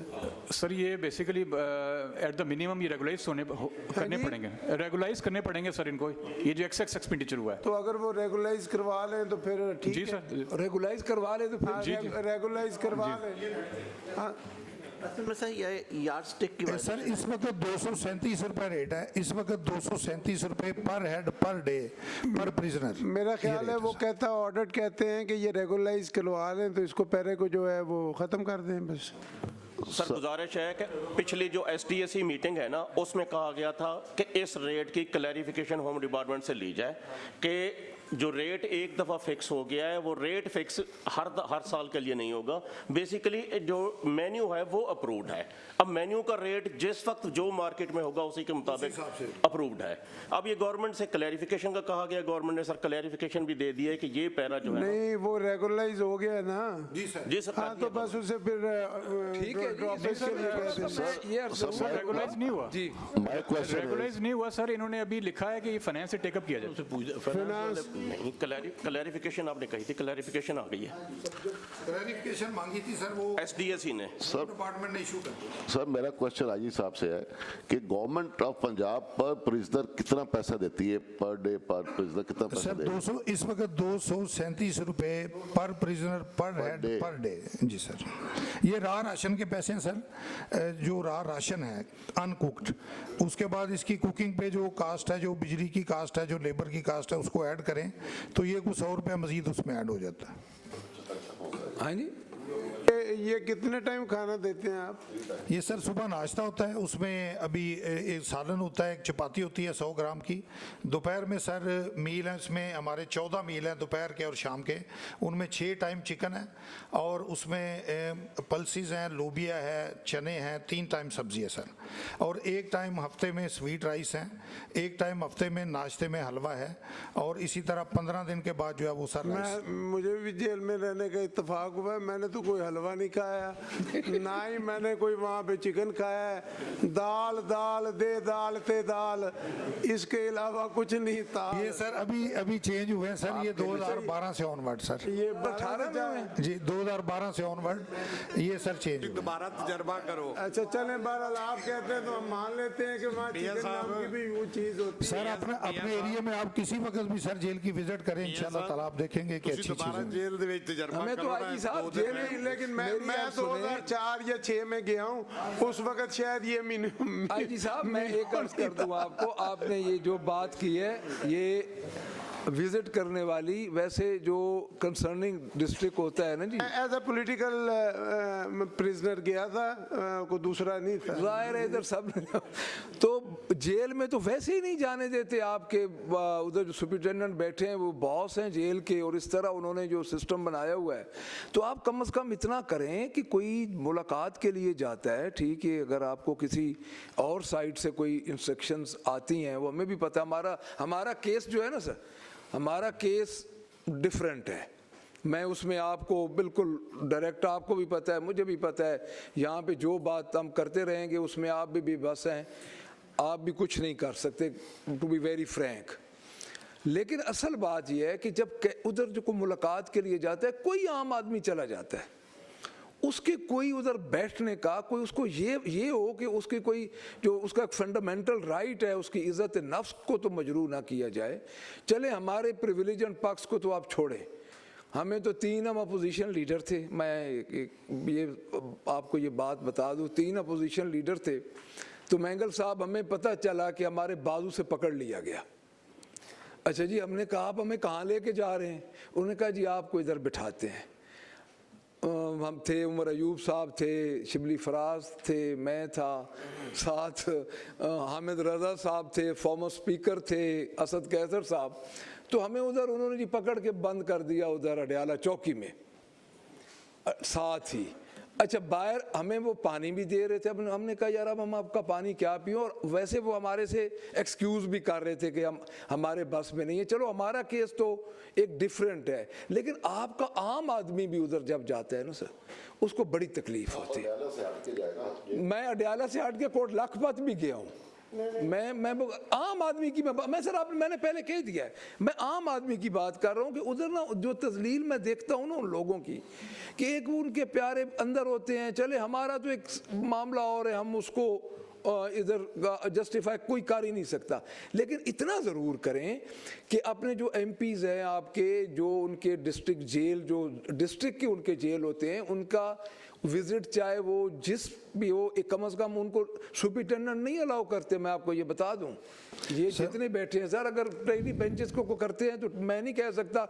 हमारे किसी एमपीएस को सुपरिटेंडेंट नहीं अलाउ करते कि आप जेल आके, कोई फैसलाबाद का मेंबर है अगर जाना चाहता है, सरगोदे का मेंबर है, कोई लैया का मेंबर है, उधर तो हमारे कैदी नहीं है ना जी। हमारे कैदी तो 2-3 पर्टिकुलर जगह पे हैं। किसी जेल में भी हमारे किसी एमपीएस को नहीं जाने देते सर। वहाँ अपना जनाब चेयरमैन, जो जेल है ना, वो ना किसी पार्टी को देखती है ना किसी के। मेरी बात सुने ना, हम भी जेल के अंदर गए हैं और काफ़ी मर्तबा गए हैं। वहाँ जेल का एक अपना एटीट्यूड है, उसके मुताबिक ही वो डील करते हैं। हमारे दौर में भी इसी तरह होता रहा है, अब भी इसी तरह हो रहा होगा। तो ये तो गवर्नमेंट लेवल पे जो है, इस पे कोई हर गवर्नमेंट को जो है इसको देखना चाहिए और जांचना चाहिए। एमपीएस का एक प्रोटोकॉल है, एमएनएस का एक प्रोटोकॉल है, उसके मुताबिक उन्हें मेरा ख्याल है बी क्लास मिलती है। हमें तो बी क्लास नहीं, फर्शी क्लास मिली थी। तो उसके अंदर भी वो गोरा वार्ड थी साहिवाल में, उडियाला जेल ज़रा बेहतर थी। याद है मियाँ साहब को पूरा अपना जेल ते हज दी संगत नहीं भूलती सर। जो बंदा हज इकट्ठी करे तो जेड़ा जेल वो इनका इशू नहीं है। नहीं मैंने तो वैसे ये बेचारे तो जो उनका अमला है वो भी बड़ा तावन करता है। जो वहाँ के मामलात हैं उनके वो बिल्कुल ठीक चलाते हैं, लेकिन ऊपर से इंस्ट्रक्शंस ऐसी होती हैं। हमारे दौर में ये अपना नवानी साहब बैठे, इनकी इंस्ट्रक्शंस बहुत ज़बरदस्त थी हमारे खिलाफ। हम डायरेक्शन देते थे कि इज्जतदार बंदों की इज्जत करो, जो क्रिमिनल कर दें जी, फिर ये सेटल कर दें जी। सर ये सेटल होना चाहिए। नहीं वो आंसर आ गया मुझे, जब काजी साहब खामोश है तो आंसर आ गया। चले इसमें सर मैं एक गुजारिश करना चाहूँगा। सर मैं इस फोरम पे अपने तमाम मोअज़्ज़ज़ मेंबरान से ये रिक्वेस्ट करता हूँ कि बेशक जब भी आप चाहें मेरे साथ कोऑर्डिनेट कर लें, मैं आपसे कर लेता हूँ, कोई भी जेल विजिट कर लें। सर 70 करोड़ रुपया लगा के हमने हर जेल पे कम से कम 400 बंदे के बैठने के लिए वेटिंग शेड बनाए हैं, उसमें पंखे लगवाए हैं, उसमें बाथरूम बनवाए हैं, लेडीज़ का अलहदा पोर्शन बनाया, जेंट्स का अलहदा। और सर उसमें क्यू सिस्टम लगाया। आप वहाँ पे बटन दबाएं, आपकी पर्ची निकल आती है, उसमें नंबर होता है, उस नंबर के हिसाब से अनाउंसमेंट हो रही होती है, आप जाके अपने आप को रजिस्टर कराते हैं। अभी एडवांस रजिस्ट्रेशन की वेबसाइट हमारी बन चुकी है, एक जेल पे चल भी रही है, बाकी जेलों पे भी हम इंशाल्लाह वेरी शॉर्टली उसको चला रहे हैं। सर कोशिश हम पूरी कर रहे हैं। तो जब आप विजिट करना चाहें सर मैं हाजिर हूँ, मैं आपके साथ कंपनी करूँगा ताकि एक दफ़ा जो फर्स्ट हैंड नॉलेज है आपको। अब इसको जी ये जो पैरा है मलक साहब, जो आपके मेंबरान जाते हैं वो वहाँ तकरीब कारी करते हैं, हमें ये भी फिक्र है इसके बात का। कहाँ जो क्लैरिफिकेशन हो गई है जी, आ गई है। हाँ तो ड्रॉप इट कर दें, तो फिर कर दें जी। सर नेक्स्ट है पेज नंबर 6 है, para is 9.4.2.8 central jail Bahawalpur का सर। रिकवरी कब से? Non recovery outstanding cost of jail manufactured articles sold to other jail. Sir ये इनकी फैक्ट्री ने जो आर्टिकल्स बनाए थे और मुख्तलिफ जेलों को सेल किए थे सर, उसकी मद में 16.5 मिलियन की रिकवरी पेंडिंग थी। सर रीसेंट स्टेटस में बताता जाऊँ कि बाकी रिकवरी हो गई और 6.6 मिलियन की पेंडिंग है जो हमने अभी वेरीफाई नहीं की। बकाया रिकवरी सर हो भी गई और हमने वेरीफाई भी कर ली है। 6.6 million is pending sir. Sir ये कब से है जी जो पेंडिंग है? ये इसको सर हो गए तकरीबन कोई 5 साल से ऊपर ही हो गया सर। अच्छा सर माय क्वेश्चन है, डिपार्टमेंट से पूछ लेना सरदार साहब। सर मैं सर ये एलोकेशन ऑफ बजट का इशू है सर। तो ये भी हमने जिस तरह पहले गुजारिश की है, इसकी भी सर डिमांड भेजी हुई है इंशाल्लाह। तो ये एक्सेस एंड सरेंडर में एलोकेशन हो जाएगी, तो बाकी हमने करवा दी है। कुछ अमाउंट रह गई। मियां साहब ये 5 साल से जो पेंडिंग है, तो ये अभी तक बजटरी इशू है सर। ये काफ़ी ज़्यादा पेंडिंग थी, अब ये बहुत कम रह गई है, बाकी बजट हमने सारा जमा करवा दिया। सर मैं आपका इसमें कोई टाइम लिमिट थोड़ा पोर्शन है काइंडली मैं आईजी साहब से, ये जो भी पैरा आ रहा है हमारे सामने, ये शाहराम तौकीर आपने भी नाम लिया है खान साहब, ये उन्हीं के टेन्योर के आ रहे हैं। आई डोंट नो, मुझे नहीं समझ आ रही कि ये तमाम रिकवरी पैरास जो आ रहे हैं ये शाहराम तौकीर खान, आपने भी अभी नाम लिए उनका? जी सर, जी सर। कोई इतने पैरा जो आए हुए हैं, इस पे आपने कोई नोटिस जारी किया हो उसको? जी सर, मैं अर्ज़ करता हूँ, ये सर 2016 से लेके 21 का 5 ईयर का ऑडिट है सर। इसमें शाहराम भी रहा है सर सुपरटेंडेंट, और भी सुपरटेंडेंट रहे हैं, लेकिन इस वक्त जो इम्तियाज़ साहब मौजूद हैं और इनसे पहले जो थे उन दोनों के नाम हैं। अब जब ऑडिट हुआ था उस वक्त शाहराम साहब थे, लेकिन जी जो पीरियड का ऑडिट हुआ है उसमें 2-3 और भी सुपरटेंडेंट हैं। लेकिन सर ये तो एलोकेशन ऑफ फंड्स का इशू है फाइनेंस डिपार्टमेंट की तरफ से। हमने बड़ी कोशिश करके बाकी सारी रिकवरी जमा करा दी, अब हमारी पार्ट पेमेंट रह गई है, वो थोड़ी अमाउंट रह गई है, वो भी डिमांड की हुई है, इंशाल्लाह वो भी एलोकेट हो जाएगी। तो ये कब तक मियाँ साहब करवा देंगे ताकि इसे भी जी सर, ये मई का जिसमें पहला जो पैरा था सेम पैरा है, ये भी उसी मेरा नेचर का। टाइम दे दें आइए सर, इसमें बात सुने, ये गुजारिश है कि ये रिकवरी की मुख्तलिफ किस्में हैं। एक रिकवरी होती है किसी अफसर से करनी है, एक रिकवरी है जो गवर्नमेंट के फंड से आनी है, वो बजट से होनी है। जी ये वो हैं जो गवर्नमेंट के बजट से रिकवरी होनी है। जी ऐसे। तो इसलिए इसमें तो कोई इतनी कोई फिक्र वाली बात नहीं है। जब गवर्नमेंट का बजट रिलीज होगा तो आप उसको सब्जेक्ट टू रिकवरी या फाइनेंस नहीं, अपना होम सेक्रेटरी साहब बात करना चाहते सर। आप होम सेक्रेटरी सर, मैं गुजारिश ही कर रहा था कि अगर कोई जो अनवानी साहब ने बात की, अगर पर्सनल रिकवरी वो तो हम कर लेते हैं सर, जो भी है।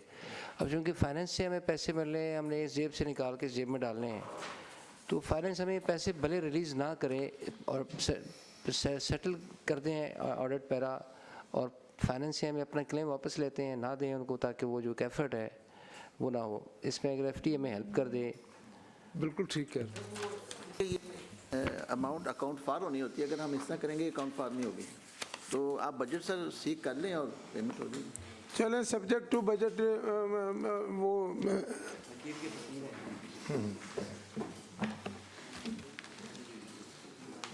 मेरा ख्याल से डिसाइड कर दें जी। सब्जेक्ट टू रिकवरी जो है ना, इसे डिसाइड कर दें। दसिए ना जिससे करना चाहिए।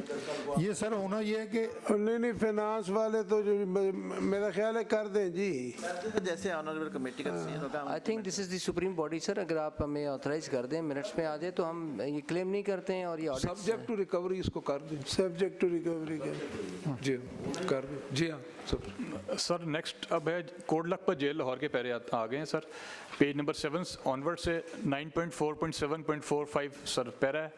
The para is irregular purchase of generator 1.3 million sir, ये जनरेटर परचेज किया था विदाउट एनी टेंडर, और उसके बाद सर इन्होंने क्लेम किया था कि इंपोर्ट किया है, और इसकी टैक्स भी डिडक्शन की हमें नहीं वेरीफाई करवाई थी। तो मेन सर इसमें कंटेंशन ऑडिट किया है कि विदाउट टेंडर ये जनरेटर परचेज किया गया सर। और महकमे का जवाब सर ये आया था कि एमरजेंसी थी, इस वजह से परचेज़ किया गया।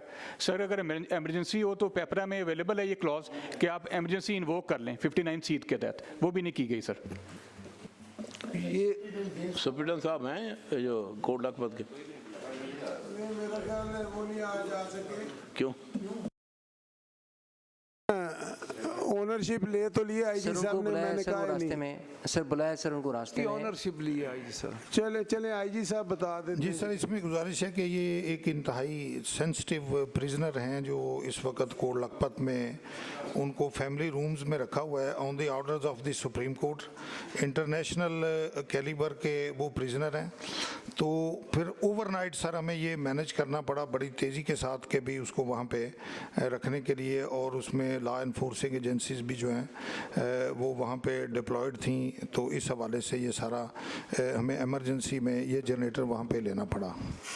तो जो इसमें थोड़ी बहुत मेरा ख्याल है प्रोसीजरल अनामली है, तो इसको मेरा ख्याल है ख़त्म कर दें। जी सर।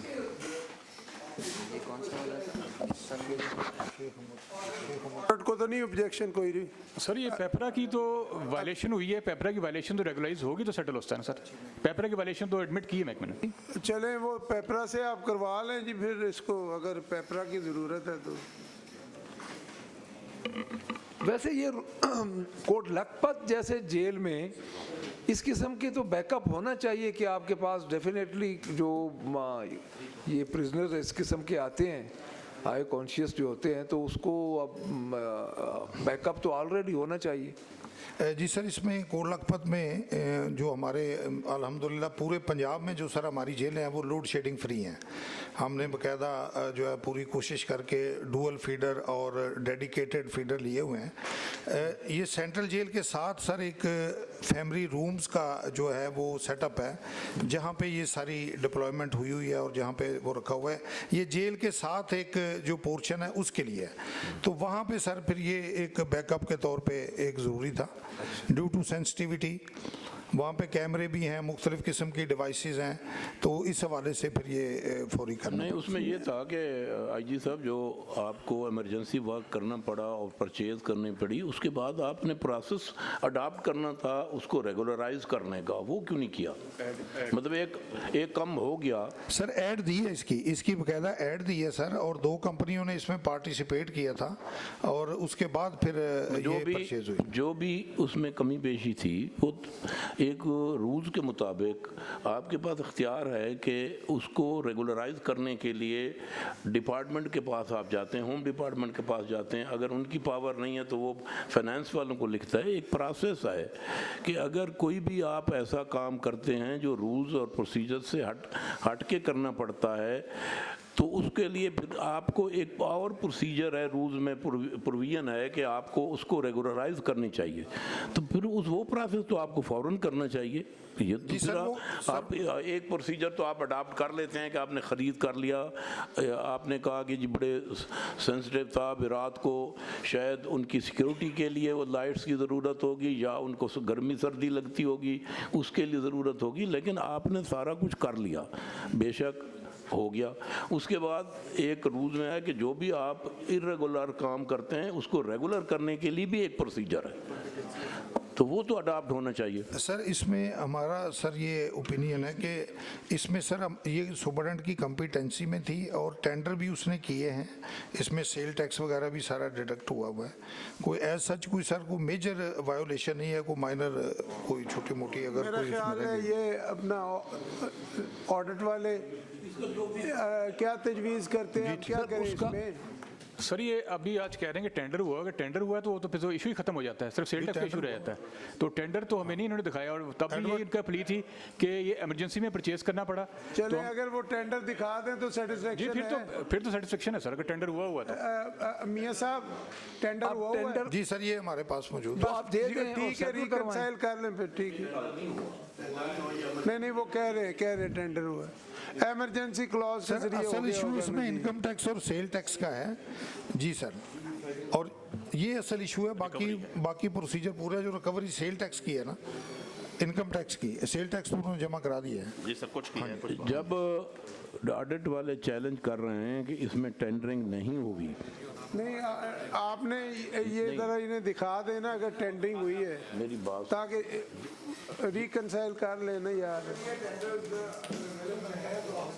1,61,000 सेल्स टैक्स पर ये सर सारा चेक करवा देते हैं सर। जब सब्जेक्ट टू वेरिफिकेशन इसको ड्रॉप कर दें वो होगी तो ये चीज़ें चेक होती हैं। क्यों जी? ऑडिट वाले क्या कहते हैं? मियाँ साहब एक बात मेरी सुन लें, आप बात सुन लें। जब ऑडिट होता है ना जी, ये तमाम डॉक्यूमेंट्स चेक होते हैं। उस वक्त अगर टेंडरिंग का लेटर नहीं है और बाद में कोई आया है तो वो भी अब वो कर लेते हैं ना, तो इसे सेटल भी तो करना है ना जी। अब मसला नहीं, हमें हमारे ऊपर कोई वजन है कि हमने हर सेटलमेंट ऑडिट वाले भाई आपके कल फिर मामला। सर ये हमें अभी दिखाया, हम इसको वेरीफाई कर लेते हैं और आपको रिपोर्ट सबमिट कर देंगे। टेंडर प्रोवाइड हो गया सर, कल तक आपको रिपोर्ट सबमिट कर देंगे। अभी हमें डॉक्यूमेंट चेक कर लेते हैं जो इन्होंने दिखाए होम डिपार्टमेंट ने। नहीं सब्जेक्ट टू जी सर, जी कर दें सर। जी नहीं, आप कल तक का आप कह रहे हैं? जी सर हमें दिखा दें, हम कल आएंगे तो आपको सर इसकी रिपोर्ट दे देंगे। चले कल तक पेंड कर दें फिर। अच्छा 1 बजे तक मैं हाउस को ये रिक्वेस्ट कर दूं, क्योंकि नमाज का टाइम हो जाएगा तो फिर 1 बजे तक हम चला लें, बाकी बिजनेस कल पे ले जाएंगे। सरदार साहब नहीं, ये तो हाउस की साथ नहीं मर्जी।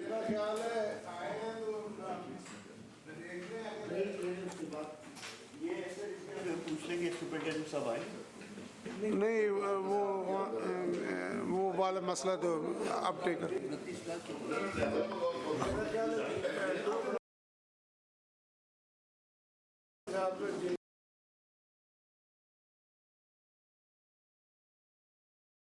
के बाद फिर बंदा तिलावत को ये अब बाकी नहीं 1 बजे तक तो चलते हैं ना जी निमानी साहब, 20 मिनट हैं, फिर उसके बाद फिर नमाज का टाइम हो जाएगा, तो मेरे ख्याल में फिर हैं जी। हाँ जी, कल भी है, परसों भी है। मैं तो सर 10:30 पहुंच गया था आज। सर चले जी, नेक्स्ट है सर, पेज नंबर 11 है, para is 9.4.7.40 central jail code Lakhpat का para sir, doubtful payment of pending liabilities. Sir ये पिछले ईयर साल की पेंडिंग लायबिलिटीज़ की पेमेंट हुई थी और वो करंट ईयर के बजट से पेमेंट की गई थी। और सेकेंडली जो जिन मेडिसिन की पेमेंट की गई थी सर, उसके बारे में हमें कोई रिकॉर्ड भी उस टाइम नहीं प्रोवाइड किया गया था जिससे हम वेरीफाई कर सकते।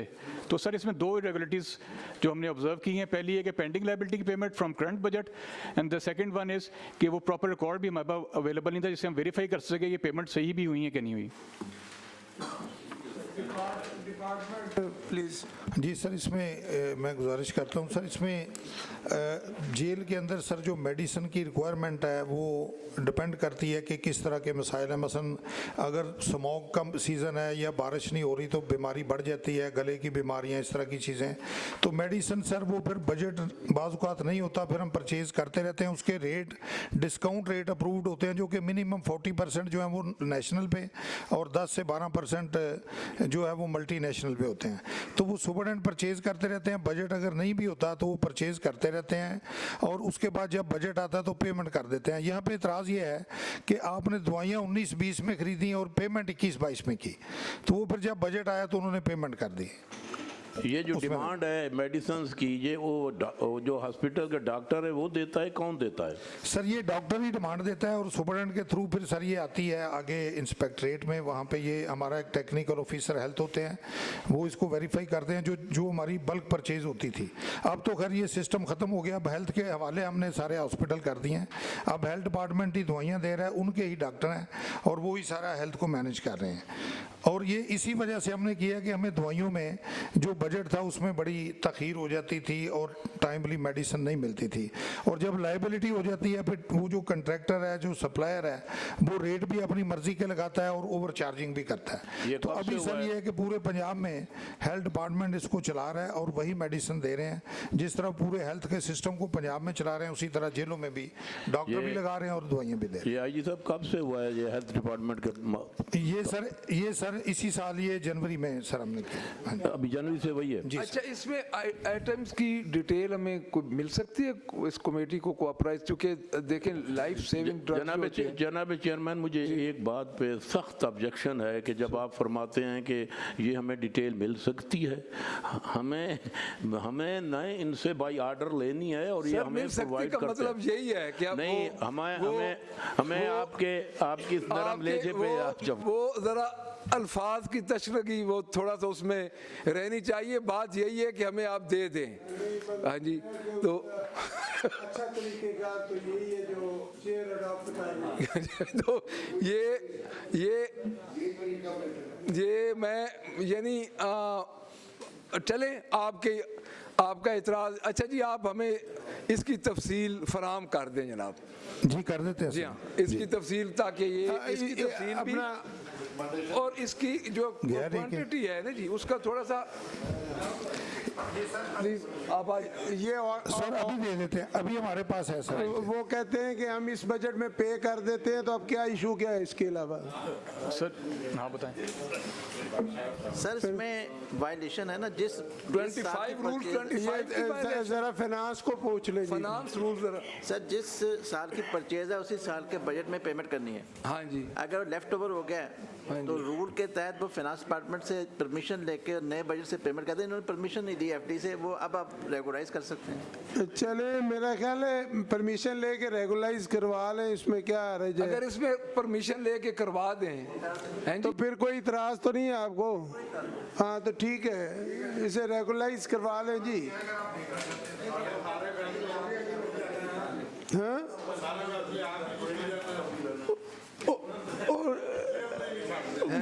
रेगुलराइज तो कर ले।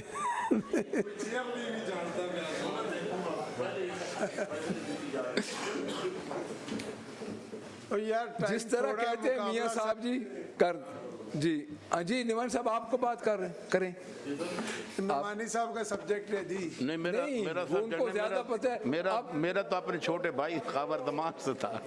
अच्छा नहीं अब इसमें ये हो गया कि अगर फाइनेंस इसमें इनको कर दे तो ये सेटल कर दें जी, subject to clarification of finance, subject to regularisation. हाँ जी सेटल कर दें जी। सर इसमें रिकवरी नहीं, सिर्फ वो रेगुलराइजेशन के इशू। ऑडिट इसमें कोई रिकवरी भी है? नहीं सर रिकवरी नहीं, रेगुलाइजेशन ही है सर। रेगुलाइजेशन है, रेगुलाइजेशन है बस। रेगुलाइजेशन है जी, रिकवरी।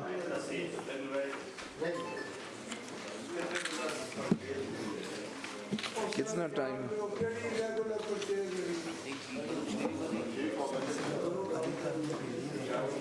सबको भेजे ना, सबको भेजते जाए, सबको भेजते जाए। ग्रुप जो वही कह रहे हैं ना जी कि अगर तुसी पीएससी कह देते ऐसे जमा कराना ये पैसे जी। नेक्स्ट क्या सर मेरी गुजारिश है अहमद खान साहब।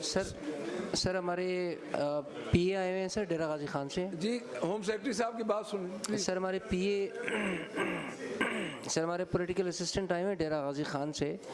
वहाँ पे सर हम हज़ार बीएमपी के और बलोच लीबी के लोग रिक्रूट कर रहे हैं सर। उनका टेस्ट है कल। अच्छा जी। तो वो सर उन्होंने उनके 13 ऑडिट ऑब्जेक्शंस हैं, वो अगर सर आज कर लें क्योंकि वो फिर। अच्छा उसमें ये है जी कि मुझे आई थी जो हमारे जो वहाँ के रिप्रेजेंटेटिव हैं ना जी, जितने भी एमपीएस थे जिसमें अहमद लगारी साहब भी हैं, तो उन्होंने ये मुझे ये कहा था कि आप इनको आज की डेट दे दें और यानी आज की डेट से मुराद है कि नेक्स्ट मीटिंग में आप इनको लेके आ जाएं। ठीक है सर। तो चूँकि हमारे वो कुलीग हैं, मैं हाउस के सामने भी रखूँगा, तो अगर आज इनको हम फारिग कर दें क्योंकि कल इनकी रिक्रूटमेंट है, तो इसके लिए हम नेक्स्ट मीटिंग में लेके आ जाएंगे। क्योंकि हमारे जितने कुलीग्स हैं डेरा गाजी खान के, उनकी मुझे ये आई थी रिक्वेस्ट थी हाउस के आगे कि इनको आज आप ना लें चूँकि इन्होंने उधर डेरा गाजी खान कल की रिक्रूटमेंट है। तो मैं यही रिक्वेस्ट करूंगा सब भाइयों से। 27 साल बाद रिक्रूटमेंट, 27 साल बाद वो हो रही है जी, तो ये नेक्स्ट में रख लेंगे जी। ठीक है जी। जी ठीक है सर। लेवी वाला है वो उसका डेरा गाजी खान का है। मेरा ख्याल है जो चीज़ अपना होम सेक्रेटरी साहब कह रहे हैं उनको आप वेटेज देना जो बात कह रहे हैं। नहीं मैं उनकी भी वेटेज दे रहा हूँ, आज वही कह रहे हैं मुझे, मैं तो बल्कि उससे ज़्यादा उनको लिवरेज दे रहा हूँ। जैसे आप दुरुस्त माने सर, क्योंकि हमारे ये पैराज अभी रहते हैं, हमारे ये पैरेज रहते हैं और इनका आज नंबर नहीं आएगा, तो मैं ये कह रहा हूँ कि हम नेक्स्ट मीटिंग उसको ले लेंगे। मैं इसलिए क्योंकि मुझे मेरा ख्याल है मैंने कहा बजाय आप मेंबर्स की बात करने के अगर चेयर मुनासिब समिति तो होम सेक्रेटरी की बात को सर मैंने तो उनकी बात को भी दिया और आप हाउस के सामने मैंने अपने मेंबर्स की, आपके जो आपके कुलीग हैं उन्होंने रिक्वेस्ट की है। हैं जी? हाँ जी ठीक है। Thank you very much sir. Thank you sir. ठीक है जी, ठीक है जी।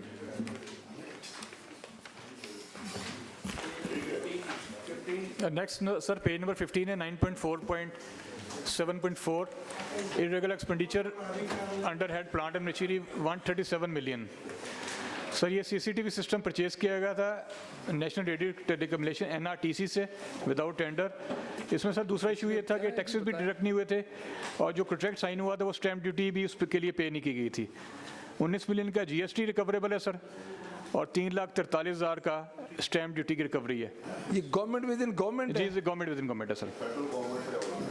तो गवर्नमेंट विद इन गवर्नमेंट के आप क्या कहते हैं जी ये अपना इस पे आईजी साहब आप क्योंकि ये sir ministry of defence production का गवर्नमेंट टू गवर्नमेंट हमने ये सिस्टम क्योंकि सिक्योरिटी सर्वेलेंस सिस्टम लगवाए हैं तो साफ ज़ाहिर प्राइवेट लोग जो है उनको प्रेफर नहीं किया जाता। तो इसमें सर ये इशू ये है कि स्टैंप ड्यूटी इन्होंने जमा नहीं करवाई थी, तो अभी ये ऑर्डर का ऑब्जेक्शन बिल्कुल दुरुस्त है। हमने उनसे बात की है, उन्होंने कहा जी अगर पीएसी हमें डायरेक्शन देती है तो हम स्टैंप ड्यूटी जमा करवा देते हैं। ठीक है जी, करवा दें तो ये कर दें। सर इसमें हम अभी पंजाब की 44 जेल्स हैं, वो 30% उनका CCTV कैमरा कवरेज है सर। वो अभी सेफ जेल्स प्रोजेक्ट के तहत तमाम को हम 100% CCTV कैमरास के अंडर लेके आ रहे हैं सर।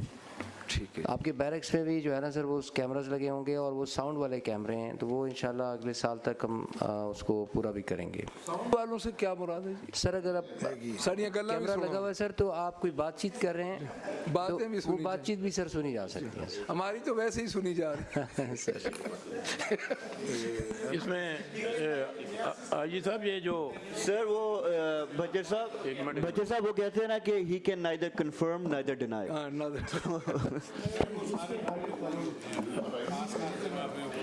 सर ये जो है ना, ये उनका विजन मैं आपको बताता हूँ।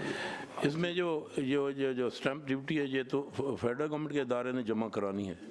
जी सर, उनका ये क्लेम था कि हम एग्जेम्प्टेड हैं। हमने कहा जी ये प्रोविंशियल जो रिसीट्स हैं ये आप पाबंद हैं जमा करवाने के। अगर आप एग्जेम्प्टेड हैं तो आप एक फेडरल इदारा है तो वहाँ पे एग्जेम्प्टेड होंगे, पंजाब में आपने करवानी है। मेरा एक क्वेश्चन है कि इसकी पेमेंट किसने की है?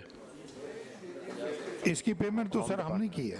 जब पेमेंट आपने की है, जब पेमेंट होती है तो उसमें जो सरकारी ड्यूज होते हैं वो तो पहले एग्जाम्प्ट होते हैं, वो एग्जाम्प्ट नहीं होते, वो डिडक्ट हो जाते हैं, तो फिर ये कैसे रह गया? जी सर, एट सोर्स हो जाते हैं सारे, वो हो भी गए, लेकिन स्टैंप ड्यूटी जो थी ना जी, जो एग्रीमेंट पे या इस तरह के पैसे जमा करवाने होते हैं वो रह गए थे।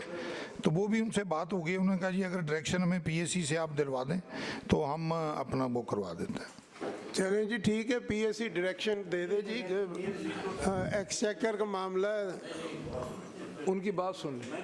रेगुलर सिस्टम है जो एक टैक्स है, स्टैंप ड्यूटी एक टैक्स है ना, तो ये नाउन टैक्स है, हर बंदे को पता है, डिपार्टमेंट को पता है कि ये टैक्स है, टैक्स की लिस्ट भी है। जब वो पेमेंट होती है तो उसमें इनकम टैक्स डिडक्ट हो जाता है, बाकी टैक्स डिडक्ट हो जाते हैं, तो ये क्यों रह जाता है? इसकी वजह क्या है? रिकवरी उनसे करनी है ना जी। सर वो इस वजह से रह गया कि वो क्लेम ये कर रहे थे कि हम एग्जेम्प्टेड हैं, उन्होंने जमा नहीं करवाया। ये जमा करवाना होता है सर। चलो अब हाउस की और PSC की डायरेक्शन है कि ये जो स्टैंप ड्यूटी है ये एक रेगुलर मसला है और ये पेमेंट होनी है, तो इसको आप पेमेंट करवाएं। सर इसकी पेमेंट करवा के, चूँकि ये विद इन गवर्नमेंट है आपका मामला, ये सेंसिटिव मामला है, इसको आप कर दें रेगुलर। टाइम बच गया जी, एक आखिरी। नेक्स्ट है सर, पेज नंबर 19 है sir, para is 9.4.7.5, irregular expenditure of 125 million under head payment to other services। Sir इसमें भी NRTC को पेमेंट की गई थी। इसमें सर दो इश्यूज़ हैं, एक तो ये कि इन्होंने टेंडर नहीं किया था, और दूसरा सर कि मिस क्लासिफिकेशन हुई थी। IG प्रिजन ने जो अप्रूवल दी थी वो परचेज ऑफ मशीनरी के हेड में अप्रूवल दी थी सर 125 मिलियन की, लेकिन सर इन्होंने ये सर्विसेज के हेड में इसको यूटिलाइज़ किया।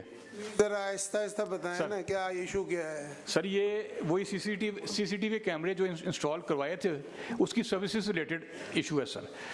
और सर ये पेमेंट की है NRTC को for providing services to CCTV cameras 125 million sir. Sir इसमें एक तो ये चीज़ थी कि IG प्रिजन ने अप्रूवल दी थी for purchase of plant and machinery के हेड में, इन्होंने वो यूटिलाइज़ कर लिया सर्विसेज के हेड में। पहली चीज़ ये, दूसरी सर इन्होंने मिस क्लासिफिकेशन की थी, और जो पहली बात सर ने पहले डिसाइड कर चुकी कि ये गवर्नमेंट टू गवर्नमेंट था, ये टेंडर नहीं, इसमें भी टेंडर नहीं हुआ था सर। तो पैसे ऑडिट DG साहब, मैं ऑडिट वालों से गुजारिश करता हूं कि इसमें जो मुझे महसूस हुआ है कि जिस हेड के लिए अप्रूवल थी या जिस चीज़ के लिए अप्रूवल थी वहाँ ये पैसे खर्च नहीं हुए, दूसरे चीज़ में खर्च हो गए। जी सर, दूसरे हेड में सर। तो वो कैसे हो सकता है? इधर आप रिकमेंड कर रहे हैं ये PSC। इसमें सर हमने सारा डिस्कशन करके ये सेटलमेंट के लिए सर एग्री हुआ पैरा, और इसमें वही चीज़ है सर, सेम पैरा जो पिछला हमने सेटल किया। सर पैरा सेम है, इशू सेम है। GST इसमें हमने वेरीफाई कर लिया था, जो GST कटौती हुई थी उसको हमने वेरीफाई कर लिया था इस पैरे में। इधर आप सेटलमेंट के लिए रिकमेंड कर रहे हैं ना जी? जी जी जी PSC में। जी सर, सेटलमेंट के लिए हैं जी? जी सर। अगर आपके पास बाकी मेंबरान के पास है सर PSC की बेसिस पे रिकमेंड जरूर कर रहे हैं, लेकिन मिस क्लासिफिकेशन तो हुई है सर। वो तो सर अब आपने डिसाइड करना है सर। फिर रिकमेंड क्यों कर रहे हैं आप? फिर देखें आपने मेरा गुजारिश है आपका मौक़िफ़ क्या है? ये है या जो अब सर ये भी मौक़िफ़ है, लेकिन डिसाइड आपने करना है क्योंकि एक इरेगुलरिटी भी बाकी है। हमारे वो ये कि सर मिस क्लासिफिकेशन हुई है 125 मिलियन की बस। क्लासिफिकेशन सर वो अप्रोप्रिएशन अकाउंट में जब ग्रांट आप सेटल करेंगे उसके साथ सेटल हो जाएगा, इसको पेंडिंग करना। बात ये है कि इधर आप कर रहे हैं सेटलमेंट के लिए। जी सर।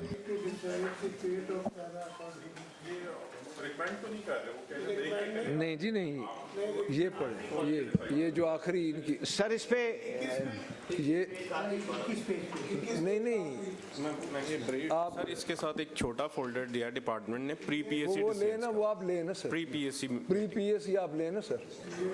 हाँ जी, इसका पेज 4 है, पेज 4 पे चेयरमैन साहब इस पे फाइनेंस वालों का भी मौक़िफ़ अगर सर मैंने ये गुजारिश की है कि ये है ग्रांट का पैरा, जब इनकी ग्रांट आएगी अप्रोप्रिएशन अकाउंट के अंदर तो ये पैरा अब वहीं सेटल हो जाएगा, तो इसको आप वहाँ तक पेंडिंग कर दें जब तक इनकी ग्रांट यहाँ डिस्कस नहीं होती। ठीक है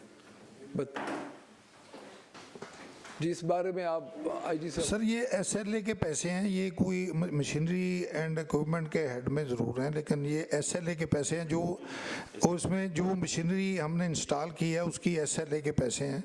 तो इसमें कोई ऐसा टैक्स वगैरह भी सारे डिडक्ट हुए हैं, सारा स्ट्रीमलाइन सिस्टम है। तो मेरा ख्याल है सर इसको अगर हम सेटल कर दें तो कोई इसमें इशू नहीं है।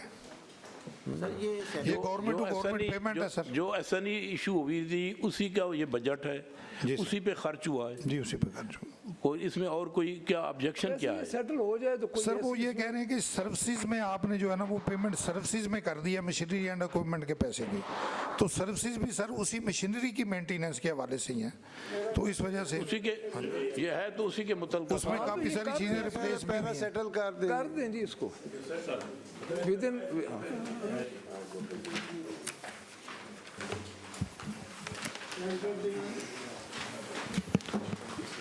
नेक्स्ट है सर पेज नंबर 22 है सर, कोल्ड लखपत लाहौर का para sir, irregular payment of lot 1 amounting to 51 million under है डाइटरी कंपोनेंट सर। ये डाइटरी के कंपोनेंट की मद में जितना खर्चा होता उसका हमें ड्यूरिंग ऑडिट रिकॉर्ड प्रोवाइड नहीं किया गया था, तो इसका हम प्रॉपर ऑडिट नहीं कर सके sir. This is basically non production record para sir.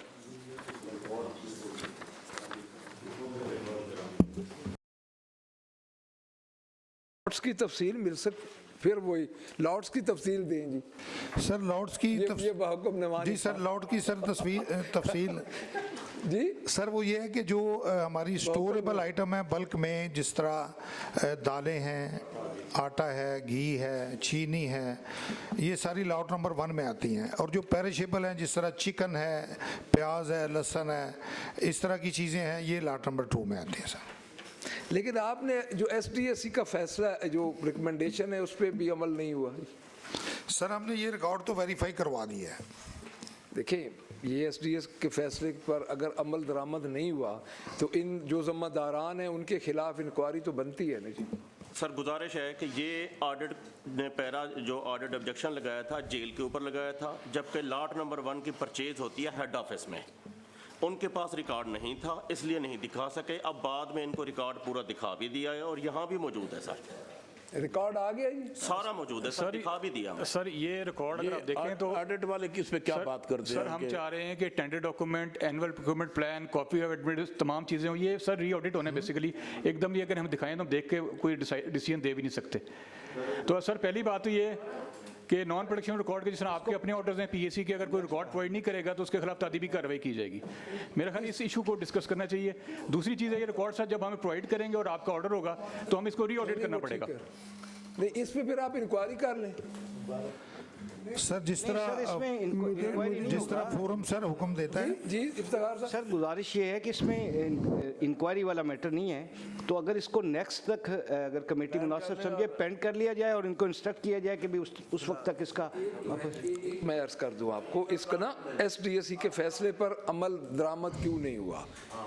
असल बात इसका जो है ना, थोड़ा सा अगर आप इसको देखें ना जी कि ये जो SDSC का फैसला है इस पे अमल दरामद नहीं हुआ, वो IG साहब खुद देख लें कम से कम ये तो हो कि इधर हम हर मीटिंग में ये कह रहे हैं कि आप SDAC करके आएँ, हमारा बोझ कम करें। जब अमल दरामद ही नहीं होगा, इम्प्लीमेंटेशन ही नहीं होगी, तो फिर मेरा जो अपना व्यू पॉइंट है वो यही है कि इसकी IG साहब खुद इसको देख लें, इसको आप खुद देखें कि अमल दरामद क्यों नहीं हुआ, और जो ज़िम्मेदारान हैं उनको ज़रा आप आइडेंटिफाई कर दें। बाकी जो जिस तरह कह रहे हैं इफ्तिखार साहब के हमें ये इसको आप आगे लेके चलते हैं, जब ये पूरा हो जाएगा तो फिर उसको सेटल कर देंगे। जी ठीक है सर। हाँ जी, बस जी, अब नमाज का टाइम हो रहा है।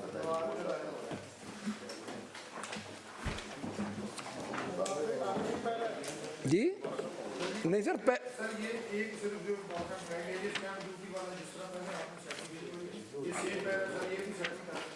ये कौन सा है जी?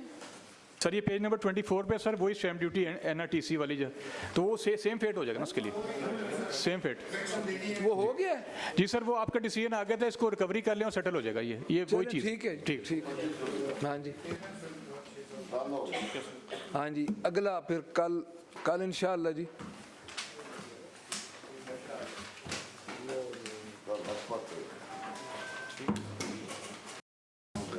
Thank you for coming ji.